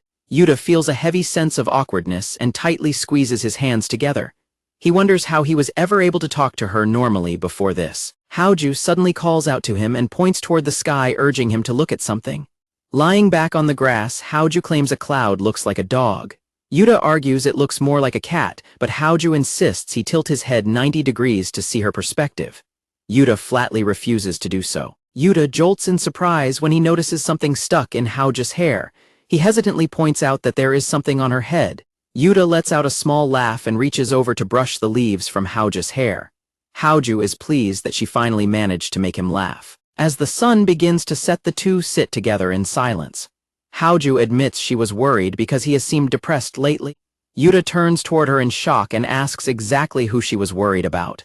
Haoju looks directly at him and explains that she was obviously worried about him and no one else. Yuta is stunned by her confession and clenches his hand while questioning why she would care about him. He warns himself not to get the wrong idea about her intentions. He recalls all the other girls who only approached him to ask about his brother or give him manipulative gifts. He reminds himself that Haoju is a girl too and assumes she probably doesn't actually care about him. Haoju leans in and asks if there is something on his mind again. Yuta asks how she could possibly know that. Haoju simply replies that he is very easy to read. Haoju begins listing all the small habits she has noticed about him, like his joy over his favorite candy flavor, his struggle to stay awake after gym class, and his relief at answering questions correctly. Haoju tells Yuta that she can tell what is on his mind just by looking at him. Yuta looks out at the riverside in silence, processing her words as the wind blows through the grass. Yuta shields his eyes from the light and scolds himself for being the worst. He thinks back to the girls who only wanted his brother and the blunt, dismissive messages they sent him in the past. He realizes that he was lumping every girl together and assuming they were all exactly the same. Yuta admits he thought Haoju was just like the others and didn't even bother to look up at her. He looks at her now and considers the possibility that he was wrong about her. Haoju gives him a gentle, sincere smile. Yuta realizes that she was actually watching him for who he is this entire time. Yuta turns red and looks away while still harboring a small fear that she might just be trying to trick him. Haoju suddenly calls out to get his attention. Haoju suggests once more that they exchange contact information. Yuta looks at her and hopes that her words are real because he finds himself unable to stop believing in her. Yuta clenches his hand against the grass and struggles to find the words to respond as a breeze passes over them. Yuta looks up with a bright red face and shouts that he wants to know more. He finishes his declaration by telling her he wants to know more about her specifically. Haoju is stunned and watches him with wide eyes. Yuta becomes incredibly embarrassed and hunches over while steam practically rises from his head. He quietly asks if they can finally exchange their contact details. Haoju giggles at his reaction and happily agrees to his request while Yuta remains flustered. The two tap their phones together and successfully complete the exchange of their contact information. Haoju looks at her phone and confesses that she felt lonely when he refused her the first time. Yuta is surprised by the reveal and offers a bashful apology while wondering why she would feel that way. Haoju giggles to herself while looking at her phone and wonders aloud why she feels that way. Yuta questions if he is making the right choice. Meanwhile, Haoju laughs and points out that Yuta has a very strange profile icon. Yuta worries that he might get hurt or betrayed again and admits he can't stop those negative thoughts. Haoju continues to smile at her screen. Yuta looks conflicted as he tells himself that he still isn't ready to fully trust everything quite yet. The two sit together on the grass as Yuta asks her not to show his profile to anyone else. Haoju agrees while Yuta realizes that despite his fears, he wants to learn more about her now more than ever. A pig gacha machine stands nearby with a sign encouraging people to try their luck. Mirai excitedly points out the gacha machine. Yuta asks him if he has always been interested in such childish things. Mirai holds up a small pig charm and explains that he grew attached to them after finding one while helping Hinagi look for her bookmark back in middle school. Takemiya teases Yuta by reminding him that he went through a similar phase himself. He comments on how pure Mirai is while Yuta loudly tells him to be quiet. The scene shifts back to the riverside where Yuta notes that he ran into Haoju entirely by accident. Yuta stammers awkwardly about the coincidence and tries to excuse himself from the situation. As Yuta tries to walk away, Haoju quickly shuffles to the side to keep him from leaving. Haoju points out that his constant instinct to avoid her is becoming ridiculous and suggests they talk about it. Yuta yells for her to stop blocking his way and insists that isn't what he's doing.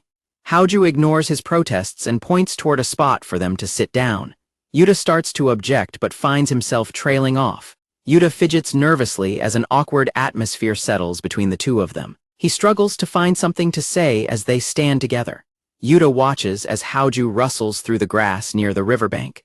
Haoju gives a thumbs up and reassures Yuta that there are no big bugs around, though he thinks to himself that her assumption is completely wrong. Haoju suddenly reaches up and starts ruffling Yuta's hair, causing him to react in total shock and ask what she is doing. Haoju tells him to hold still as she continues to mess with his hair while he continues to yell in confusion. Haoju lets out a giggle as she looks at Yuta. Haoju skips away toward home looking very satisfied while Yuta is left behind looking completely bewildered by her behavior. The school morning begins as students walk through the gates and exchange greetings in the hallways. Yuta walks to class while reflecting on the fact that he actually exchanged contact information with Haoju. He remembers the intense moment by the riverbank when he got caught up in the mood and blurted out that he wanted to know more about her. As he slides into his seat, Yuta realizes just how super embarrassing his declaration was and feels a wave of mortification. Haoju approaches Yuta at his desk and offers a bright morning greeting. Yuta's face turns bright red as he tries to return the greeting. Haoju notices his reaction and asks why he is blushing, which he quickly and loudly denies. Haoju calls out to Yuta again to get his attention. Haoju presents a flyer for an all-you-can-eat cake shop she found near the station. She explains that the offer requires at least 3 people, which left her and Yurara feeling rejected. Haoju gives a sparkling smile and suggests that they all go together sometime. Yuta looks away and begins to offer a hesitant response. Yuta sits at his desk and offers a half-hearted agreement to Haoju's invitation, saying he might go if he has the time. Haoju leans in closer while holding her flyer. Yuta admits to himself that while he doesn't fully trust her yet, things feel different. Haoju is thrilled and remarks that he is being unusually honest today. Yuta gets defensive and asks what she thinks his normal personality is like. Haoju asks him to make a promise to go with them. Yuta watches her and decides that he really does want to get to know her just a little bit more. In the middle of the classroom, Haoju holds up the flyer and asks if he will really go. Yuta is visibly flustered and repeats that he will only go if he has time. Takemiya and Hasegawa watch the two from the hallway. Takemiya stretches and notes that it looks like they finally made up, while Hasegawa lets out a relieved sigh and agrees that Yuta seems much more lively. Takemiya lets out a curious sound as he and Hasegawa stand together in the hall. Later that night at the Tono home, Yuta finishes a shower and dries his hair with a towel. He thinks about how refreshing the water felt after a long day. Yuta sits on the edge of his bed and reflects on the exhausting events of the day. He feels confused about why Takemiya and Hasegawa were looking at him so strangely earlier. Yuta's phone suddenly begins to buzz on the bed beside him. He turns around and wonders if he is getting a message from Takemiya. He picks up the device and is shocked to see a new message notification from Haoju. Yuta goes on guard and panics, wondering what she could possibly want this late at night. He twitches with anxiety but eventually decides to just click on the message and see what it is. The message turns out to be a photo of a very round and fluffy dog standing next to its owner. Yuta is completely baffled by the dog picture and asks what it is. Haoju replies that it is a dog she just became friends with, though Yuta thinks the creature looks more like a tanuki. Haoju continues to send more photos of the same animal asking if it's cute. Yuta is shocked by the amount of pictures and tells her to stop taking so many photos of someone else's pet. She explains that the owner gave her permission. Yuta is overwhelmed with anxiety as he wonders what her true intentions are. He remembers how other girls used to flood his messages with demands for information about his brother and remains wary of the situation. Haoju sends a message asking Yuta what he is doing right now. Yuta stares at his phone in surprise as it buzzes in his hand. Yuta sits on his bed and struggles to think of the right answer. He realizes it has been forever since he texted anyone besides his close group of friends and admits he isn't really doing anything. Yuta continues to overthink the situation and wonders why she even cares about his schedule. He types out various responses about getting ready for tomorrow or going to sleep, but keeps second-guessing himself. 10 minutes pass as Yuta remains frozen in indecision. Yuta shouts in frustration while clutching his phone with a bright red face. He can't understand why he is overthinking a simple message so much. Suddenly, the phone slips from his sweaty hand and falls with a loud thud right onto his foot. Yuta winces in silent pain, unable to even make a sound from the impact. As Yuta hunches over to grab his throbbing foot, a voice suddenly comes from the phone asking if anyone is there. Yuta is horrified to see Haoju's face appearing on his screen through a video call. She looks at him and calls out his name while he panics at the accidental connection. Haoju asks why he called her, leaving Yuta stammering in confusion. He realizes his hand must have slipped and accidentally hit the call button during the fall. Haoju tells him that she doesn't actually mind talking face to face like this. Yuta remains in a state of total shock while staring at his phone. Yuta stammers as he tries to find a way to respond to her. Haoju mentions that it is almost time for bed. Yuta is stunned to see that she is already dressed in pajamas covered in cute dog patterns. Haoju strikes a pose and presents her outfit with a proud look. Yuta thinks the pajamas are a bit lame but finds himself unable to look away. Yuta offers a quiet compliment and says the outfit is fine. Haoju giggles happily and dives into her bedding while hugging a plush toy. Yuta watches her laugh and realizes that she really likes the interaction. He notes that her face is far too close to the camera again as he continues the call. Yuta struggles to find the right words to say during the call. He wonders if he should try to be witty since he was technically the one who initiated the contact. Haoju cuddles her plush toy and mentions how nice it is to talk like this outside of school. Yuta admits that hearing her voice while he is at home feels a bit strange. Haoju gives a soft smile and agrees that the situation is indeed a bit strange. Yuta's heart races as he stares at her through the screen. Yuta sighs and calls her the weird one while trying to hide his embarrassment. Haoju asks if she can message him again sometime. Yuta considers the request and realizes he still does not know much about her. After a brief silence, Yuta bashfully agrees to her request. Yuta asks why she messaged him in the first place, but he gets no response. Yuta tries to call out to her again when the silence continues. It turns out Haoju has fallen fast asleep right in the middle of their conversation. Yuta is left shouting in frustration at his phone, wondering what she wants from him if she is just going to fall asleep. Haoju's phone starts ringing while she is lying in bed. Haoju wakes up and realizes she has an incoming video call from Tono. She hurriedly tries to fix her messy bedhead before answering the call. Haoju answers the call with a simple greeting. A caption notes that she needs to get herself ready for the camera while Yuta sits on his bed. Yuta stares at his phone and reflects on how Haoju fell asleep earlier. He wonders how he is even supposed to handle such a situation. Yuta worries that waking her up would be mean, but he also fears she might catch a cold. He decides the best course of action is to just quietly end the call himself. A sudden murmur from the phone causes Yuta to jump in surprise just as the call finally ends. Yuta lets out a long sigh and admits to himself that she really has him wrapped around her finger. A caption mentions that he struggled to fall asleep for the rest of the night. The next morning, Ray offers a greeting and notes that Yuta's hair looks like a complete disaster. Yuta jolts when his brother asks if he was on the phone with someone last night. Ray explains that he heard him talking and asking someone what they wanted from him. Yuta turns bright red and insists that his brother is just imagining things. He claims that he was probably just sleep-talking or something similar. Ray asks if something is bothering him and notes that Yuta looks like the one who needs help. Yuta flatly rejects the offer and tells him no thanks. At school, Yuta looks at a piece of candy he received from Haoju. He notes that it is apparently a brand new product.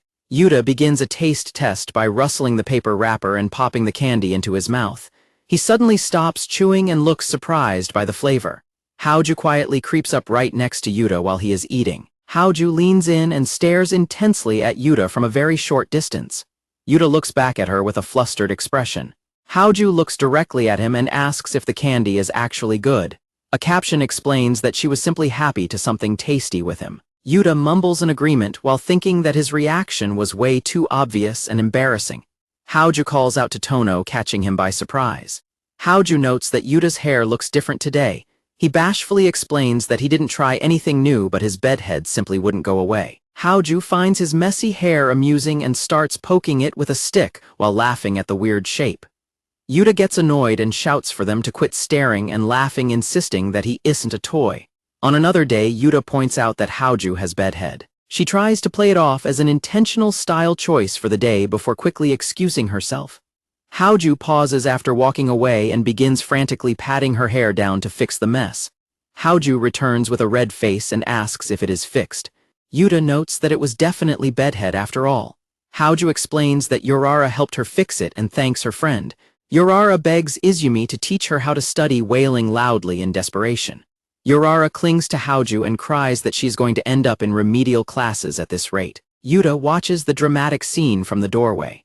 As July arrives, the pressure of final exam season begins to settle over the school. Yurara panics as she realizes that failing her exams would ruin her busy summer plans of beach, trips, camping, and festivals. Yuta thinks her schedule sounds a bit too much, while Haoju lets her friend hug her. Takemiya and Mirai approach and ask if Morikawa's grades are looking rough. She laments about the possibility of remedial classes, but the boys admit they are feeling relaxed about their own studies. Mirai offers to help her, which gives her a surge of hope. Takemiya teases Yuta by suggesting that he is also in trouble. Haoju agrees that Tono is probably screwed, which causes Yuta to jump up and loudly deny the claim. Takemiya laughs and reminds Yuta that he had to retake a quiz recently. Yuta desperately argues that it was only because he didn't know the quiz was even happening. Mirai suddenly has an idea while the others continue their loud chatter in the background. Mirai suggests that they all form a study group together. Yurara is thrilled by the idea and suggests they all help each other out. Haoju notes that the plan is a relief, but Yuta stubbornly claims he doesn't need any help. The group debates where to meet for their next day off, looking for a relaxing spot. Someone notes that the library is currently closed for renovations. The scene shifts to the exterior of a large modern house with a nameplate reading Haoju. Yuta stands in front of the gate looking a bit overwhelmed and questioning how he ended up in this situation. He recalls the earlier conversation where Haoju suggested meeting at her house since it was close to the station. He feels a bit strange about being swept along by the group's momentum. Yuta gazes at the impressive building and wonders what kind of lifestyle Haoju actually leads. Noticing he arrived 30 minutes before the scheduled meeting, he considers leaving to kill some time elsewhere. Suddenly, Haoju calls out to him. Haoju approaches with a large bag of groceries and welcomes him, pointing out that he arrived quite early. The two stand together at the entrance of the house. Haoju invites him inside, mentioning that since no one else is home today, he shouldn't feel the need to be so formal. Yuta offers a quiet apology for intruding. Haoju excitedly reveals that she bought a massive amount of snacks for everyone to eat together. Yuta asks her what she was doing outside just now. Yuta reminds her that the original plan was for them to study, but Haoju just smirks and asks if he would rather just eat instead. Haoju directs him toward the living room. Yuta offers a quiet word of thanks as he heads inside. Inside, Yuta's attention is caught by several large trophies on display. He notices one is for a piano competition and wonders if they belong to Haoju. He finds it impressive how neatly they are arranged and considers the possibility that she took professional lessons. His focus shifts to a massive storage bin overflowing with potato chips and other treats. He thinks to himself that her snack collection is way too big. Haoju interrupts Yuta and apologizes as she reaches into the large bin to grab something. Yuta is surprised by the sudden movement as he continues to look around the room. Haoju rummages through the oversized storage bin and happily announces that she found what she was looking for. Yuta watches her with a slightly shocked expression. Haoju looks up at him and suggests that he take a seat on the sofa. Yuta bashfully agrees and prepares to sit down. Yuta settles onto the sofa and looks around the living room. he admits to himself that he still can't really imagine what Haoju's life is actually like. Haoju returns to the room carrying a tray with a drink and a small snack. Yurara reflects on how despite its size her home environment feels fairly normal to him. Haoju sets the tray down and tells him it isn't anything fancy. Yurara thanks her as he looks at the peculiar item on the tray. Yurara is baffled by a crab-shaped plate that holds small snacks in its claws. Haoju asks if he thinks it is cute while he remains silent and confused. Haoju explains that she bought the crab plate during her very first family trip when she was still in elementary school. Yurara repeats the words family trip back to her in surprise. Haoju recalls the memory of seeing the plate on a shelf and being too shy to ask for it. She explains that her parents eventually bought it for her as a surprise gift. Haoju rests her head on her hand and looks at the tray while stating that the plate is full of memories for her. Haoju notes that the trip was actually the only one her family ever took together. She excitedly shows off how the crab can hold snacks in its claws, but Yurara silently dismisses the feature as being totally useless. Haoju suddenly asks Yurara where he would like to travel and mentions that she has a massive collection of travel magazines for him to look through. Haoju begins spreading all her magazines out across the floor and tells him to just point to the places he wants to visit. Yurara is surprised by her decision to lay them out on the ground like that. Yurara points out a specific area on one of the covers, and Haoju is shocked to realize that she has also been to that exact same place.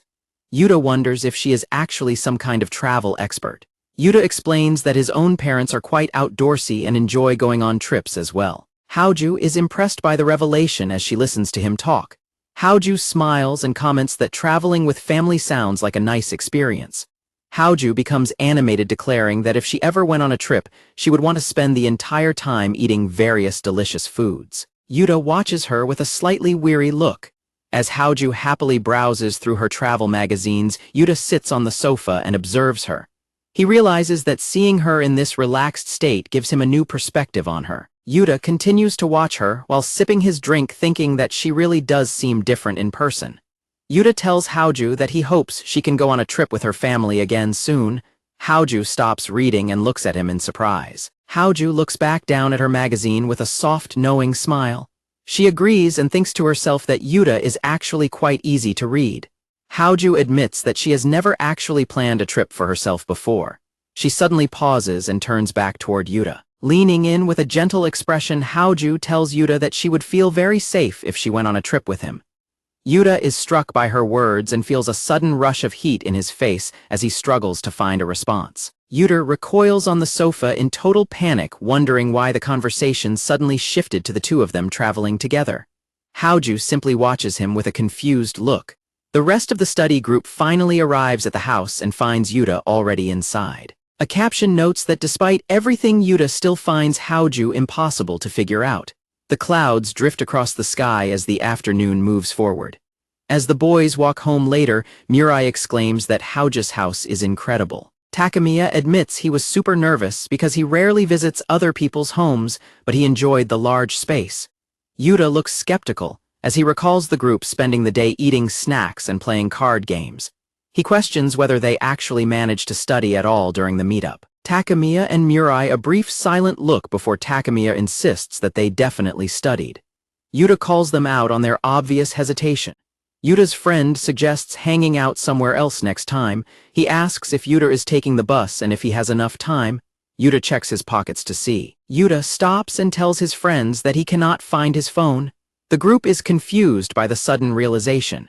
Yurara realizes he likely left his phone at Haoju's place. He runs back to retrieve it while his friends tell him to be careful. Yurara reaches the Haoju residence and rings the doorbell.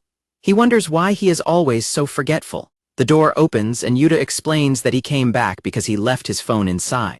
Yurara looks up and is startled by the person who answered the door. A tall man with several piercings stares down at Yurara from the doorway. The man looms over Yurara and asks him who he is. Yurara nervously explains he is just there for his phone. The man slams his hand against the wall. The two sit in the living room together. Yurara kneels on the floor while the man sits on the sofa, leaving Yurara wondering how he ended up in this situation. Yurara sits across from the man and waits for him to speak. The man tells Yurara that he does not recognize him and asks for his identity again.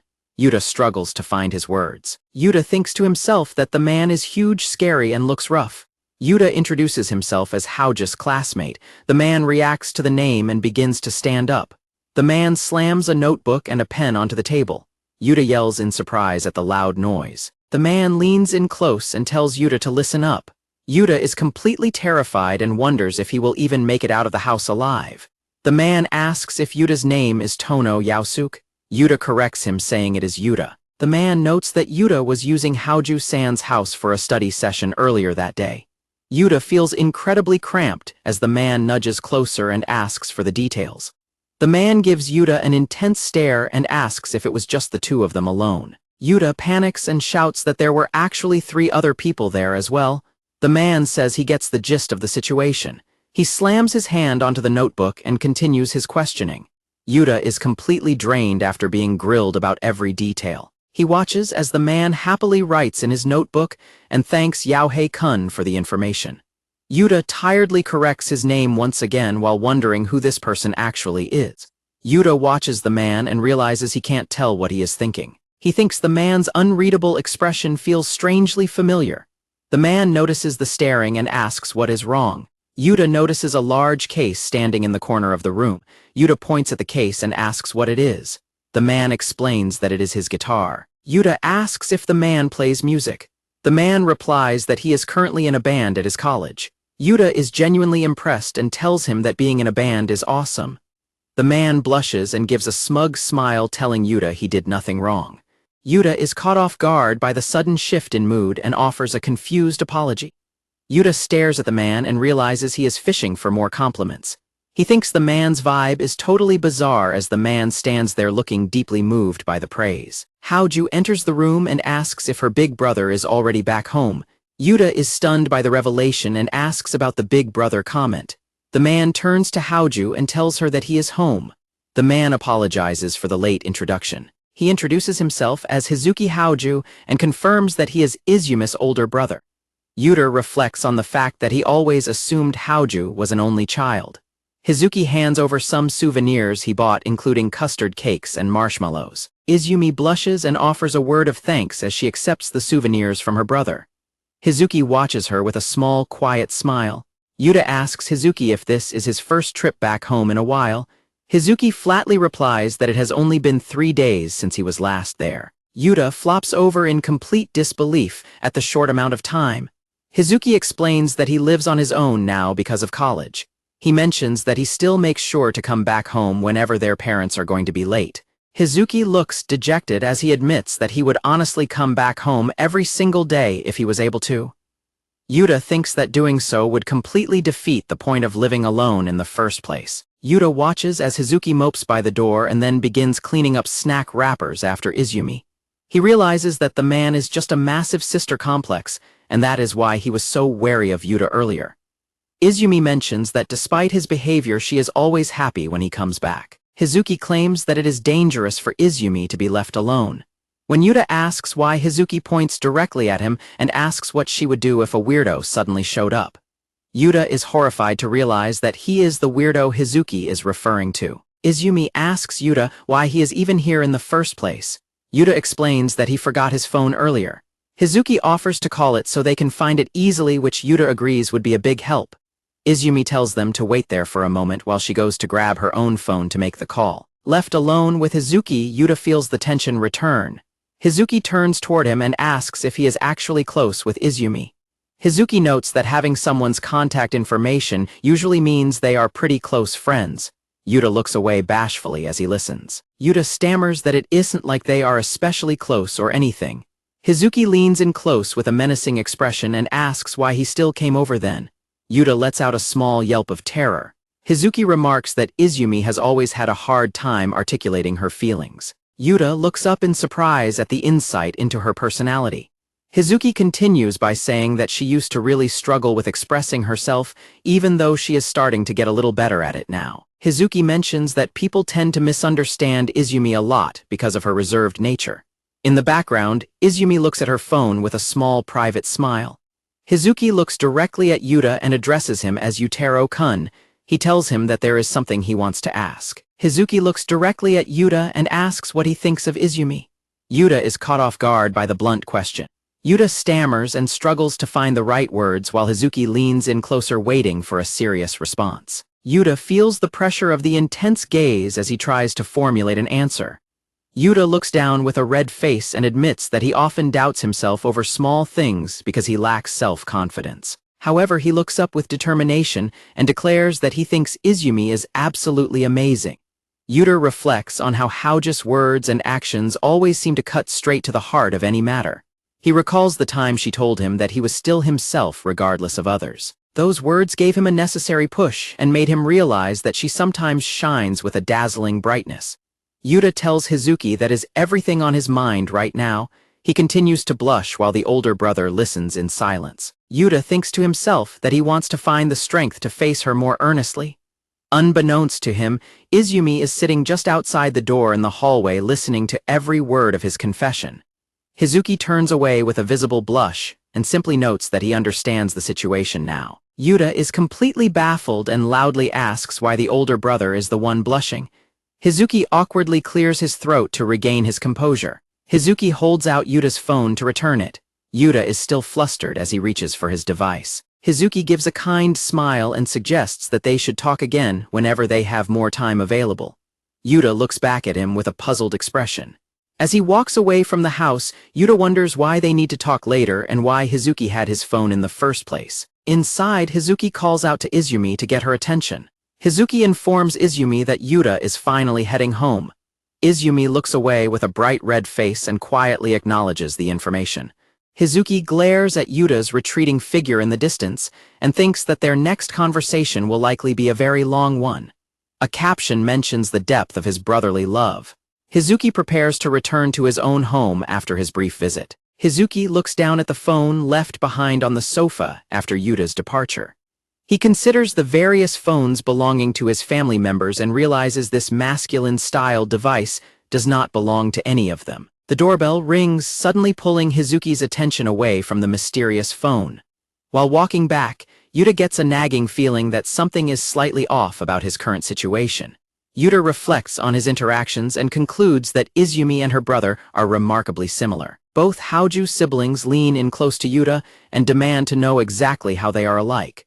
Yuta realizes that their intense simultaneous pressure is the exact trait Yuta decides he should send a message to Hauju to thank her for the help in retrieving his phone. He receives a notification from Hauju expressing her relief that the device was found. She adds a follow-up message stating that her brother wants to have another conversation with him. A sudden chill runs down Yuta's spine as he wonders what the older brother could possibly want to talk about. The sound of his friends shouting his name echoes across the school building. Takemiya and Mirai grab Yuta and invite him to walk home together, but he informs them that he cannot join them today. Yuta explains that he needs to visit the bookstore and is heading toward the station instead. Takemiya acts genuinely shocked that Yuta reads books, while Mirai laments that the station is in the opposite direction. Yuta waves goodbye to his friends as they head off in the opposite direction. Yuta stands by the lockers when Hauju suddenly sneaks up right behind him. He jumps in shock as she asks if he is headed to the bookstore. Yuta yells at her for startling him and asks why she appeared so suddenly. Hauju ignores his outburst and asks again if he is going to the bookstore, which he bashfully confirms. Hauju gives him a sly smile and remarks that it sounds nice. The scene shifts to a large store area with sections for books, shoes, and glasses. Hauju decides to tag along with Yuta. Yuta walks through the rows of bookshelves by himself until someone calls out his name from behind. Hauju approaches him and asks if he has found what he was looking for yet. Yuta admits that he hasn't had any luck so far. Hauju tells him she's going to browse for a little longer herself. Yuta watches her walk away and offers a quiet agreement. Yuta begins to panic and wonders why he is even shopping after school with Hauju in the first place. He remembers that Hauju suggested checking out a new release together and realizes he didn't have a good reason to say no even if the situation feels strange. Yuta's anxiety grows as he notices several other high school couples in the store acting very affectionate and lovey-dovey with each other. He decides to grab his items quickly and leave to escape the awkwardness. He finally finds a cookbook about unique transformation recipes and picks it up. Hauju suddenly reappears and comments that the dish on the cover looks delicious. Yuta is startled by her sudden return and asks why she is back so soon after being in a different section. Yuta is surprised to learn that she buys recipe books as well. She explains that she doesn't actually cook and just enjoys looking at the pictures of yummy food. Yuta realizes they have very different reasons for being in the store. While Yuta feels incredibly self-conscious because of the other people around them, he notes that Haoju is acting perfectly nonchalant and unbothered. Haoju notes that Yuta is starting to turn red, but he loudly denies it as they stand by the cashier. Haoju apologizes for making Yuta wait and tells him that she finished her purchase. Yuta acknowledges her as they move through the store. Yuta asks Haoju if she ended up buying anything for herself. She explains that the newest volume of the series she was reading in the library wasn't out yet. When she recites the long, suggestive title of the book, Yuta is shocked that she would actually consider buying it. Yuta decides to head home, but Haoju asks if he is really leaving already. He starts to offer an explanation for his departure. Haoju mentions that there is actually one more place she wants to visit and asks Yuta if he wants to come along. The two arrive at a busy accessory shop called Sweet and Pure, which is filled with students browsing various items. Haoju leads Yuta further into the store. He looks around the sparkly environment with a sense of hesitation. Yuta is surprised to realize they are in an accessory shop. Haoju confirms his observation as they are greeted by a staff member. Yuta feels completely out of place and overwhelmed by the bright store. Haoju ignores his discomfort and begins pushing him forward toward the displays. Haoju picks up a pair of earrings shaped like pieces of meat and shows them to Yuta. He tells her to stop, but when she insists she would wear them to school, he admits to himself that he can totally see her doing that. Haoju mentions that she only has one pierced ear. Yuta is surprised and asks if there is a deep reason behind her decision. Haoju explains that she got the first piercing before school started, but it hurt so much that she simply gave up on the other one. Yuta is left speechless by her simple reasoning. Despite only having one piercing, Haoju says she still wants to buy some cute earrings. She asks Yuta to point out which ones he likes the most. Yuta asks why she is even asking for his opinion. Haoju tells him that she is just using his choice for reference. Yuta remains silent as he feels another wave of embarrassment wash over him from her request. Yuta asks Haoju for a moment while he stares at the jewelry displays. Haoju stands by and waits for him to reach a decision. Yuta points out a specific pair of earrings on the wall. Haoju asks if he is talking about the blue ones, and he bashfully confirms his choice. Yuta reflects on the blue earrings and thinks they are a good match because they aren't too flashy. Yuta tells Haoju that the earrings suit her very well while his face turns bright red. Haoju looks directly into his eyes as he offers the compliment. Haoju looks down and offers a hesitant response to his sudden praise. Haoju points out that she was actually interested in the items in the funny earrings section. Yuta turns bright red with embarrassment as he realizes he was looking at the serious jewelry section instead. Yuta is overwhelmed with shame and wishes he could just disappear from the world. Haoju looks back at him and announces that she has finally made her choice. Haoju holds up the blue earrings that Yuta suggested and declares that she is going to buy them after all. Yuta stares at her in total disbelief as he realizes she is following his recommendation. A shop assistant tells a customer to ignore their previous advice and just get whatever they personally like. Haoju offers a brief confirmation as she moves toward the cashier. Yuta trails behind her, still feeling dazed by the interaction. Haoju turns toward him with a soft expression and repeats that she really wants the specific earrings he chose. Yuta's heart skips a beat as he stares at her, feeling a sudden rush of heat in his face. Haoju takes the earrings to the counter and pays 1,500 yen for the purchase. Yuta stands back in a state of confusion, wondering why she listened to his opinion. A couple of shop employees giggle together while watching the interaction between the two students. Haoju asks Yuta where they should head next, causing him to panic and loudly insist that they aren't going anywhere else. A bystander watches them and comments on their precious youth. Haoju mentions that she doesn't usually visit this particular side of the station. Yuta agrees and notes that the area is surprisingly crowded. Haoju starts to add another observation as they walk through the masses. Yuta's heart pounds as he overhears a nearby couple exchanging overly affectionate nicknames. Haoju notices Yuta's flustered state and asks what is wrong, but he quickly claims it is nothing. He feels painfully out of place surrounded by so many other couples on after-school dates. The conversation shifts back to the bookstore where Haoju realizes Yuta is actually quite serious about his cooking. He explains that he only buys recipe books occasionally to try out on his days off. Haoju praises the curry he made for her previously, but Yuta dismisses the compliment by saying he only tweaked a basic recipe. Undeterred, she says she wants to try his food again, sometime leaving him wondering why. Haoju offers to help him whenever he needs it. Yuta is skeptical and asks what exactly she could help with. Haoju excitedly declares that she would be his official taste tester. Yuta sighs and notes that her answer figures. Haoju asks Yuta if he has any plans to get his ears pierced. He flatly tells her that he isn't planning on doing it. Haoju stares intensely at him and suggests that piercings would actually suit him well. Yuta gets flustered by the attention and shouts at her to stop staring. Yuta argues that getting piercings is simply not his style. Haoju starts to respond but trails off as she continues to look at him. Haoju lets out a little laugh and agrees that he is probably fine just the way he is. Yuta is left looking completely confused by her sudden change in attitude. Back at school, a girl trips in the hallway and begins to drop a stack of books. A student nearby moves quickly to catch her. A handsome student catches the girl and asks if she is okay, leaving her looking dazed by his sudden appearance. Ray asks the girl if she is hurt after her fall. She stammers out that she is fine and apologizes profusely while addressing him with deep respect. Ray asks where the girl is taking the heavy stack of books and learns they are headed for an empty first-year classroom. He offers to carry them himself, and despite her frantic protests, he takes charge of the task while the surrounding girls watch in awe. Ray walks down the hall with the books as the girls watch him in total awe. They comment to each other about how amazing he is and compare him to a prince. Ray offers a gentle smile as he continues his task. The girls think that his perfection makes it impossible for anyone not to fall for him. A series of captions explain that Rie Tono is viewed by everyone as a flawless and impeccable man who always lives up to their high expectations. As Ray continues walking through the school, another group of girls spots him and excitedly calls out his name. Ray turns back and offers a polite wave to the group. His simple gesture causes the girls to erupt in cheers and swoon over him.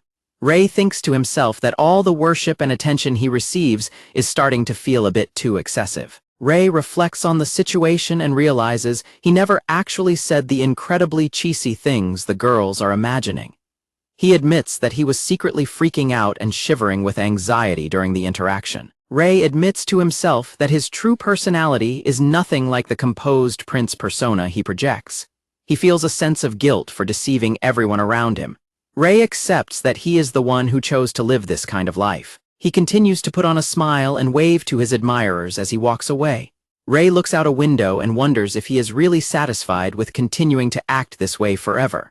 Ray reaches his destination and slides open the door to the classroom while still carrying the stack of books. Inside the room, Ray comes face to face with Hinagi. Both of them are surprised to see each other in the empty space. Ray apologizes for barging in and asks if she was already using the room.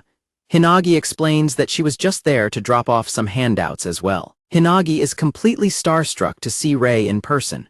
Ray explains that he also came to drop off some items. Hinagi thinks to herself that according to her top-secret notebook, there was only a tiny chance of him appearing here today. Hinagi tries to tell herself to act natural as she turns away. However, she accidentally causes a loud clatter by knocking over a pile of papers. Ray is startled by the sudden noise. Both Hinagi and Ray kneel on the floor to pick up the scattered handouts.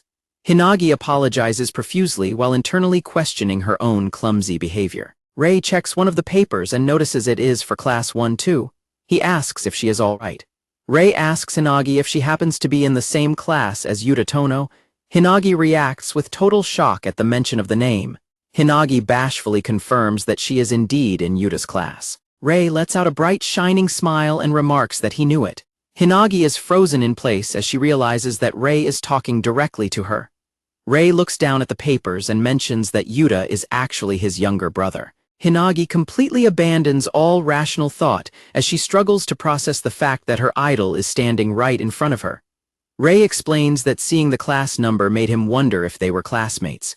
Hinagi can only manage a quiet response. As they finish gathering the papers, Hinagi observes Ray closely. She thinks to herself that he seems a little bit different than usual today. Ray finishes sorting the papers and says that should be everything. Hinagi offers her thanks while privately noting that he seems to be feeling a bit down. Ray looks back toward the window as they finish. Down in the courtyard, Yuta suddenly realizes he left his gym clothes behind in the classroom.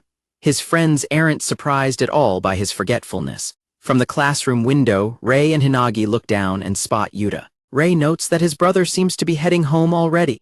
Yuta's friends tell him they will wait for him at the gate while he runs back inside. Takemiya teases him about how often he has been forgetting things lately, causing Yuta to snap back at him to shut up. As Yuta heads back toward the building, he is surprised to see Haoju tagging along beside him. He asks why she is coming too, and she claims that she also forgot something. Yuta finds her explanation a bit hard to believe. Hinagi watches the two from the window and lets out a mischievous giggle. Rei stands behind her looking completely puzzled by her reaction. Rei rests his chin on his hand and observes his brother. He reflects on how much Yuta has changed recently and wonders how long he and Haoju have been walking home together. Rei notes that Yuta used to keep people at a distance and seemed to hate interacting with girls. He points out that his brother is only acting differently with Haoju-san. Hinagi listens while Yuta walks in the courtyard below. The two continue to watch Yuta and Haoju from the second-floor window. Rei gives a soft smile and mentions that he feels like his brother is slowly changing. Yuta and Haoju continue walking across the school grounds together. Hinagi watches Rei and remarks that it is amazing. Hinagi stares at Rei with a look of pure admiration. Hinagi reflects on how she always thought Rei-sama was perfect and overflowing with confidence. She finds it surprising that he also worries about things, especially regarding his younger brother. Hinagi smiles to herself while watching Yuta walk away in the distance. Rei stretches and offers an apology, admitting that he said some weird things just now. Hinagi prepares to leave the room. Rei announces that he is heading out. Hinagi quickly agrees and stammers out a response. Rei pauses at the doorway and turns back toward Hinagi. Rei gives Hinagi a dazzling smile and thanks her for taking the time to listen to him. Hinagi is completely frozen by the sudden gesture. The classroom door clicks shut as Rei leaves Hinagi alone in the room. Hinagi stands in silence for a moment before the weight of the interaction hits her.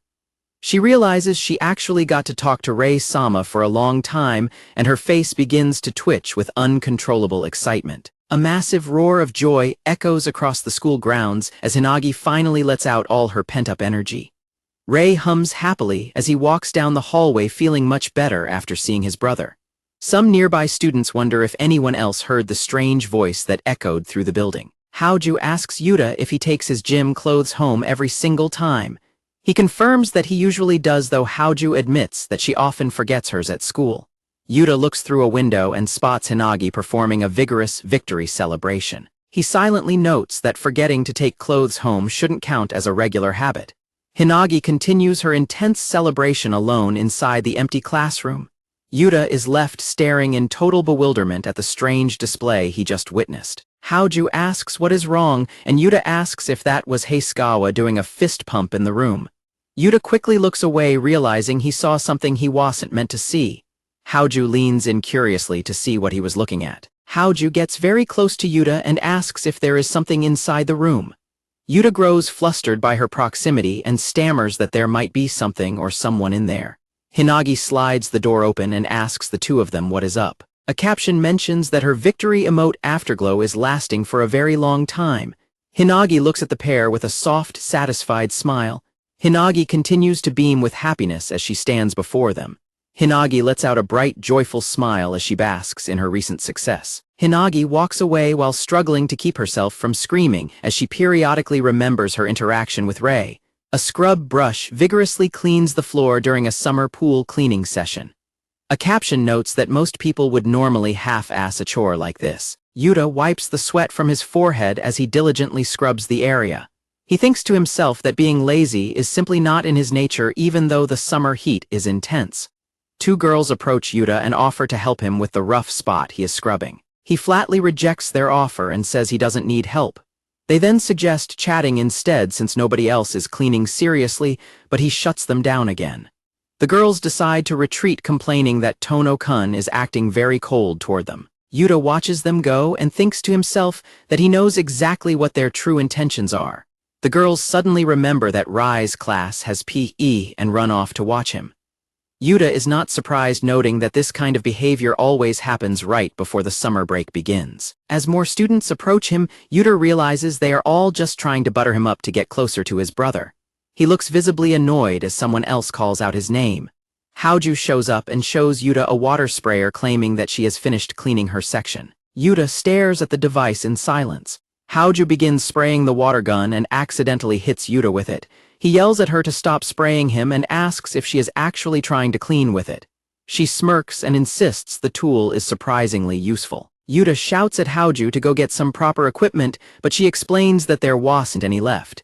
He sighs and hands her his own scrub brush, saying he will just find something else to use instead. Haoju accepts the brush and offers a word of thanks. Her friends notice the item and ask where she got it, and she tells them it came from Tono. The girls erupt in excitement as Yuta walks away. A group of boys suddenly surrounds Yuta and grabs his shoulders. They ask if he has a minute to talk, sending a visible shiver down his spine. The boys demand to know if Yuta and Haoju have been getting awfully close lately. Yuta is completely startled by the blunt question. Yuta stands in stunned silence as he tries to process what they are asking him. The boys point out that while Yuta acts coldly toward every other girl in school, he is surprisingly nice to Haoju-san. In the background, other students continue cleaning. Yuta tries to argue that he isn't being special with Haoju, but the boys refuse to listen. He thinks to himself that his behavior is only because he doesn't trust the girls who constantly try to use him to get to his brother. The boys burst into tears at the thought of Haoju-san being close with Yuta. Yuta is confused by their possessive attitude toward her, while another girl accidentally sprays water nearby. A girl panics and apologizes after her hand slips, and she sprays everyone with water. Yuta takes the opportunity to escape the awkward situation and declares that he is heading out. The group of boys shouts at Yuta not to dodge the question as he scurries away from them. He reflects on their accusation that he is only ever nice to Haoju. Takemiya triumphantly declares that the pool cleaning is finally finished. Yuta watches him and Mirai with suspicion, asking if they even helped since he didn't see them once. They both insist that they did their of the work. Yuta yells at his friends for being slackers when he finds out they were pulling weeds in a shady secret spot instead of scrubbing the pool. Takemiya and Mirai ignore his anger and brag about how the teacher even praised their hard work. After the cleaning is over, Takemiya suggests that everyone hit the convenience store for some ice cream. Yurara is thrilled by the idea and suggests they all go together. Yuta decides to join the group as the bright summer sun beats down on them. Yuta leans against a railing outside the store and begins eating his soda-flavored popsicle. He looks over and notices something nearby. Haoju approaches Yuta with a large plastic bag full of treats. He mentions his vanilla choice and asks if she got soda flavor, but she reveals she bought chocolate strawberry and matcha as well. Yuta is stunned and asks just how many she plans on eating. Takemiya and Mirai wait by the refrigerated display while the others continue to browse. Yurara struggles to make a choice between the different flavors as the boys note that the rest of the group is still deciding. Haoju admits that she can't decide which one to eat first while she clutches her bag. Yuta warns her to stick to just one or she will end up with a stomachache. He continues to reflect on the earlier comment about how nice he is to her. Yuta looks at Haoju's back and tells himself that it isn't like that. He stands by the railing as the afternoon light stretches across the street. Yuta admits to himself that he and Haoju have definitely been talking more naturally lately.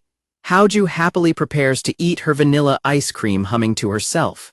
Haoju spots a poster on the wall and tells Tono to look at it. Yuta follows her gaze to a notice for a summer festival happening on July 20th at the riverbed. He notes to himself that she is usually the one who approaches him first. Yuta remembers his brother complaining about being dragged into running a stall for the neighborhood association again. He mentions that there is usually a festival right before the summer break starts. Haoju asks Yuta if he is going to attend this year.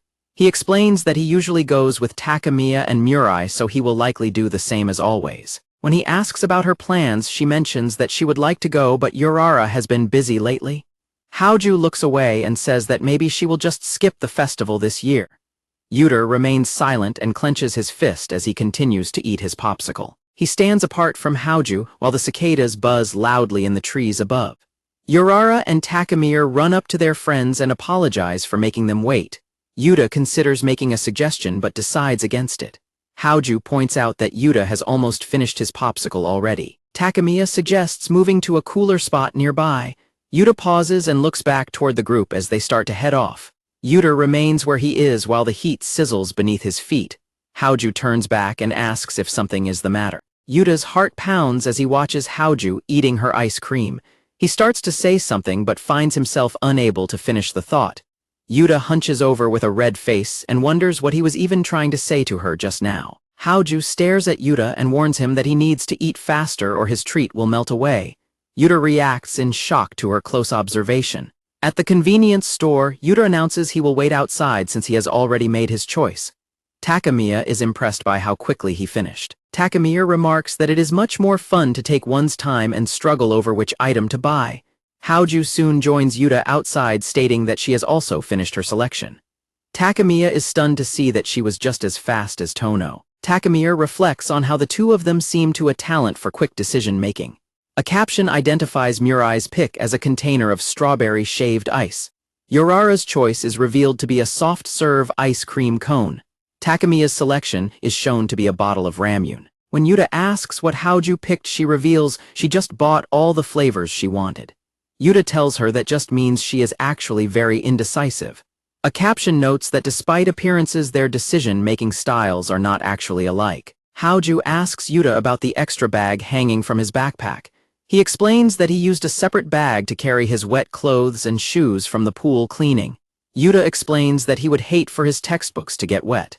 Haoju remarks that he is quite meticulous for worrying about it. Yuta argues that it is not about being meticulous and he simply hates getting them wet. Haoju says she understands and mentions that she hung hers up to dry at school as well. Haoju admits that she actually forgot to bring her books home. Yuta tells her that is just an example of her being sloppy.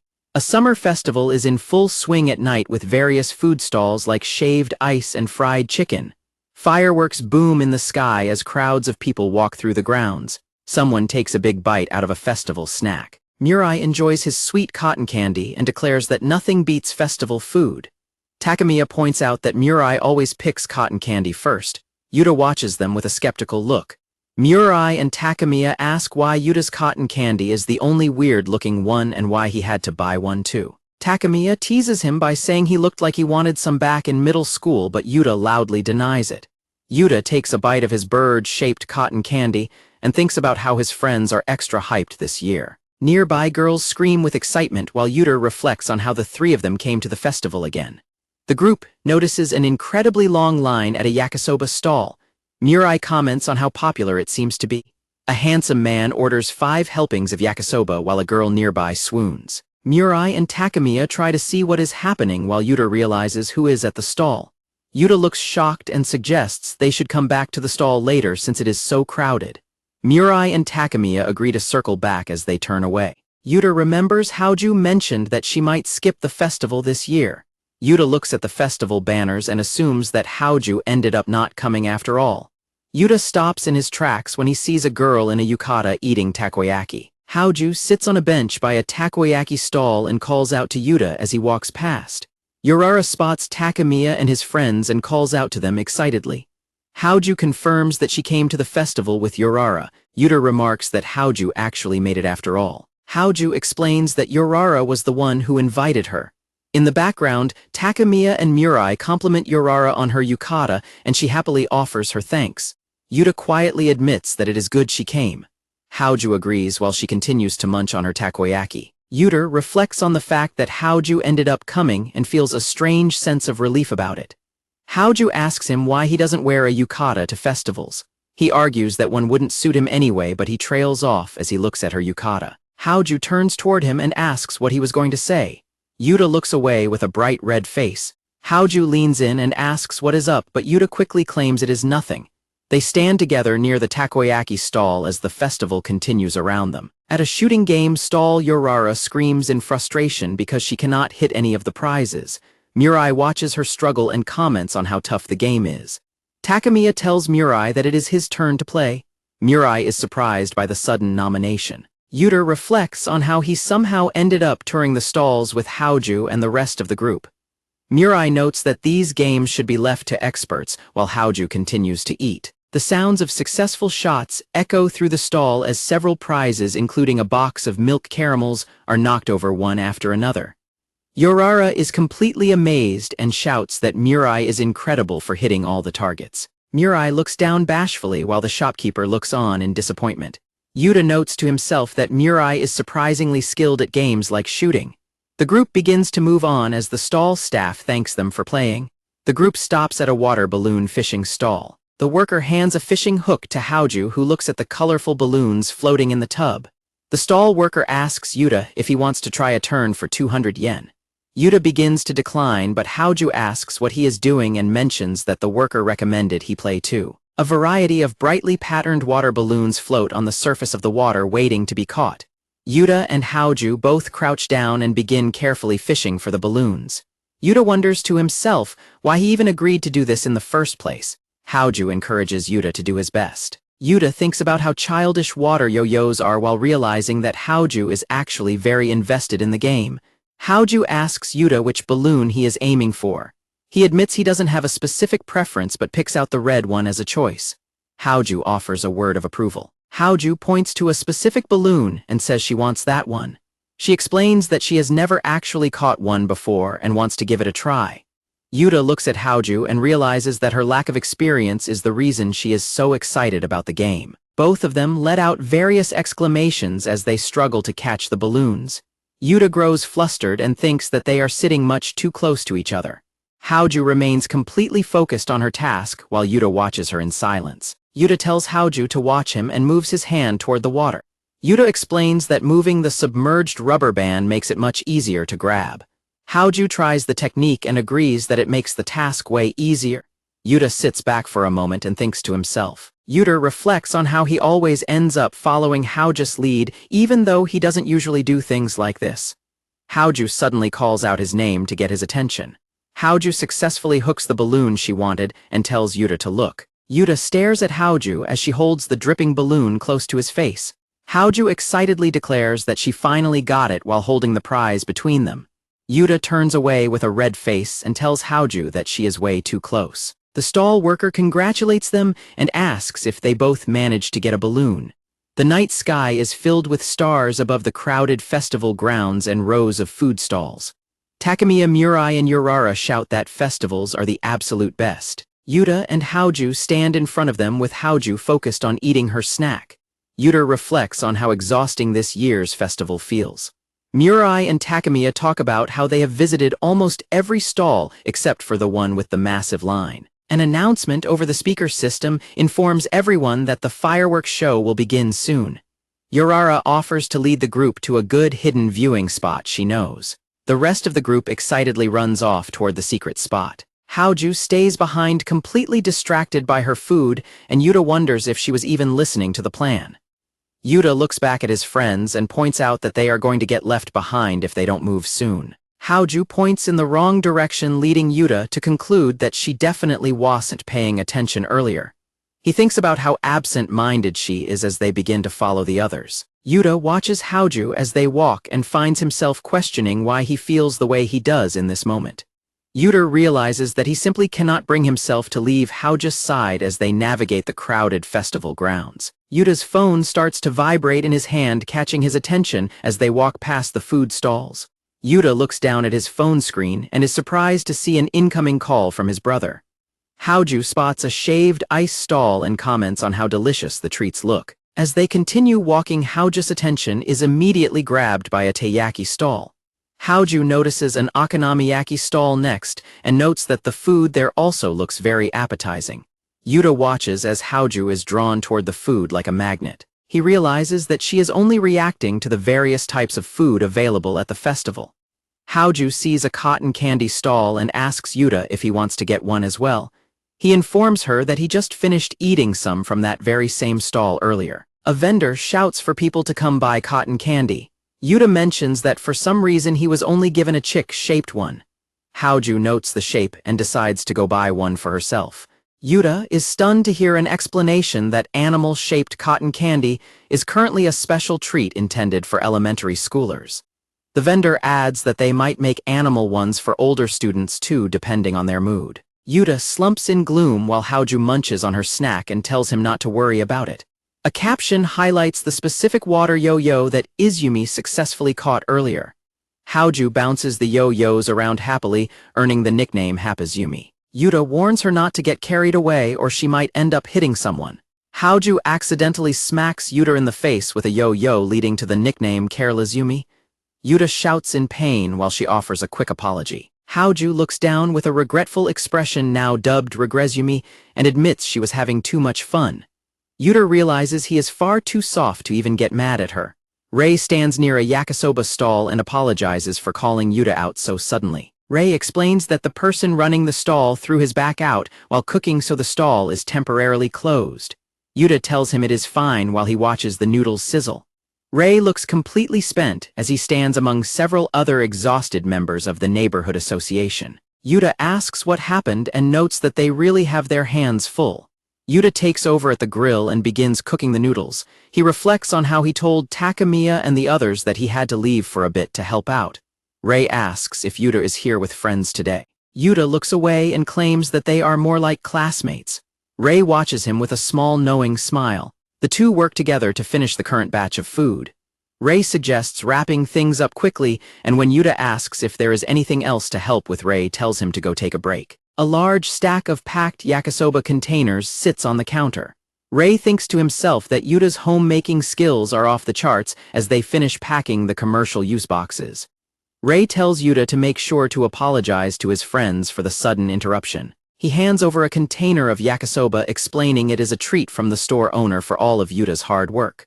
Rei offers the yakisoba container again. Yuta asks if he is sure, explaining that he is actually pretty stuffed. Nearby, Haoju continues to munch on her own food. Yuta decides to take the food anyway.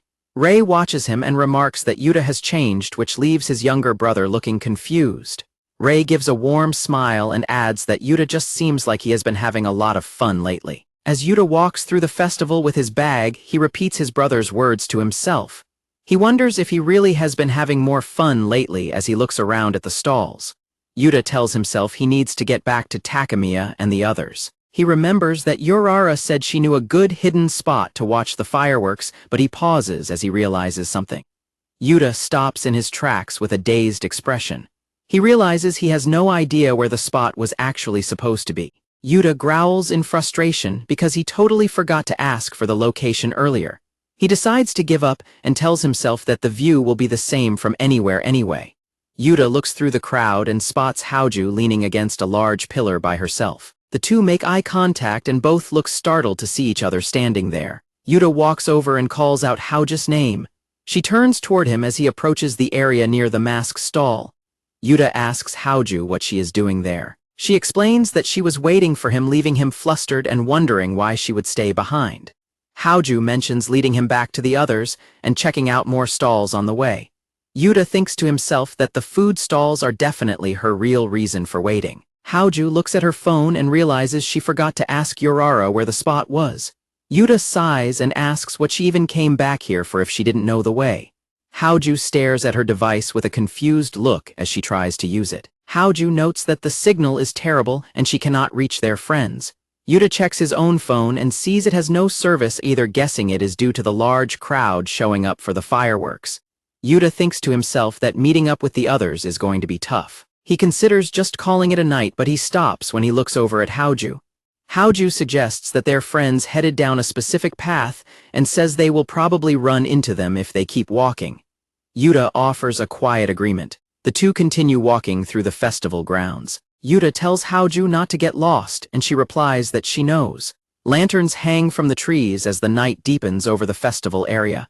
Yuta notes that the area is getting incredibly crowded. He steals a glance at Haoju to see how she is handling the mass of people. Yuta realizes that Haoju seems perfectly fine despite the dense crowd surrounding them. A passerby accidentally bumps into Haoju, causing her foot to slip in her sandal. She lets out a startled cry as she loses her footing. Haoju plops forward and leans her weight against Yuta's back to keep from falling. Both of them turn bright red from the sudden physical contact. Haoju stammers out an apology while leaning on his shoulder. Haoju keeps her hand on Yuta's shoulder as she regains her composure. He tells her that it is fine. Yuta tells Haoju to just hold on to him so she doesn't get swept away. She looks up at him with a wide-eyed, blushing expression. Haoju reaches out and grabs the back of Yuta's shirt to stay close. He acknowledges her with a quiet confirmation as they keep moving. Stars twinkle in the dark sky above the festival Torii gate. Yuta notes that they never ended up finding their friends. Haoju suggests they just watch the fireworks from their current location, insisting it's a good spot. Yuta thinks to himself that she really just wings everything. Yuta asks Haoju if she wants some of the yakisoba he received as a reward earlier. He adds that she doesn't have to take it if she doesn't want it, but she is surprised that he is sharing. Haoju decides to take the yakisoba and offers her thanks. Yuta stammers out a response and wonders to himself what he just did as he exhales in relief. An announcement over the speakers thanks everyone for waiting and says the firework display is about to begin. Yuta notes that it is finally starting, and Haoju says she can't wait. Mirai gets a brain freeze from his shaved ice, while Takemiya and Yurara happily enjoy their festival drinks. Takemiya fans himself and remarks that it finally feels like summer. Haoju mentions that time flies and that the first semester had been very enjoyable. Haoju recalls their study sessions and visiting Yurara at her job. She adds that today was also a lot of fun. Haoju turns to Yuta and asks if he also had a good time. Yuta begins to respond but pauses as the announcement system starts the final countdown for the fireworks. Yuta reflects on how he is still constantly compared to his brother even in high school. He thinks about how girls who are actually interested in his brother still hang around him as the countdown reaches 5, 4, and 3. Yuta questions whether fun is really the right word for his experiences as the countdown hits 2 and 1. A massive firework explodes in the night sky with a loud boom as the crowd watches. Haoju stares up at the sky and remarks on how pretty the fireworks are. Yuta looks over at her in silence. Yuta remembers his brother saying he had changed and his classmates asking if he and Haoju were getting close. Yuta looks down and tells himself that isn't really the case. He thinks that even if others say they are close, or that he looks like he's having fun, it just doesn't feel like it clicks. Yuta admits he only started hanging out with her because she kept sticking around. However, he realizes that those days feel comfortable, and that seeing her look happy makes him feel happy too. Haoju looks at the display and remarks on how beautiful the fireworks are. Yuta watches Haoju's reflection in his eye and tells himself that he finally understands. As the fireworks continue to explode behind them, Yuta realizes that he actually doesn't mind spending time with Haoju.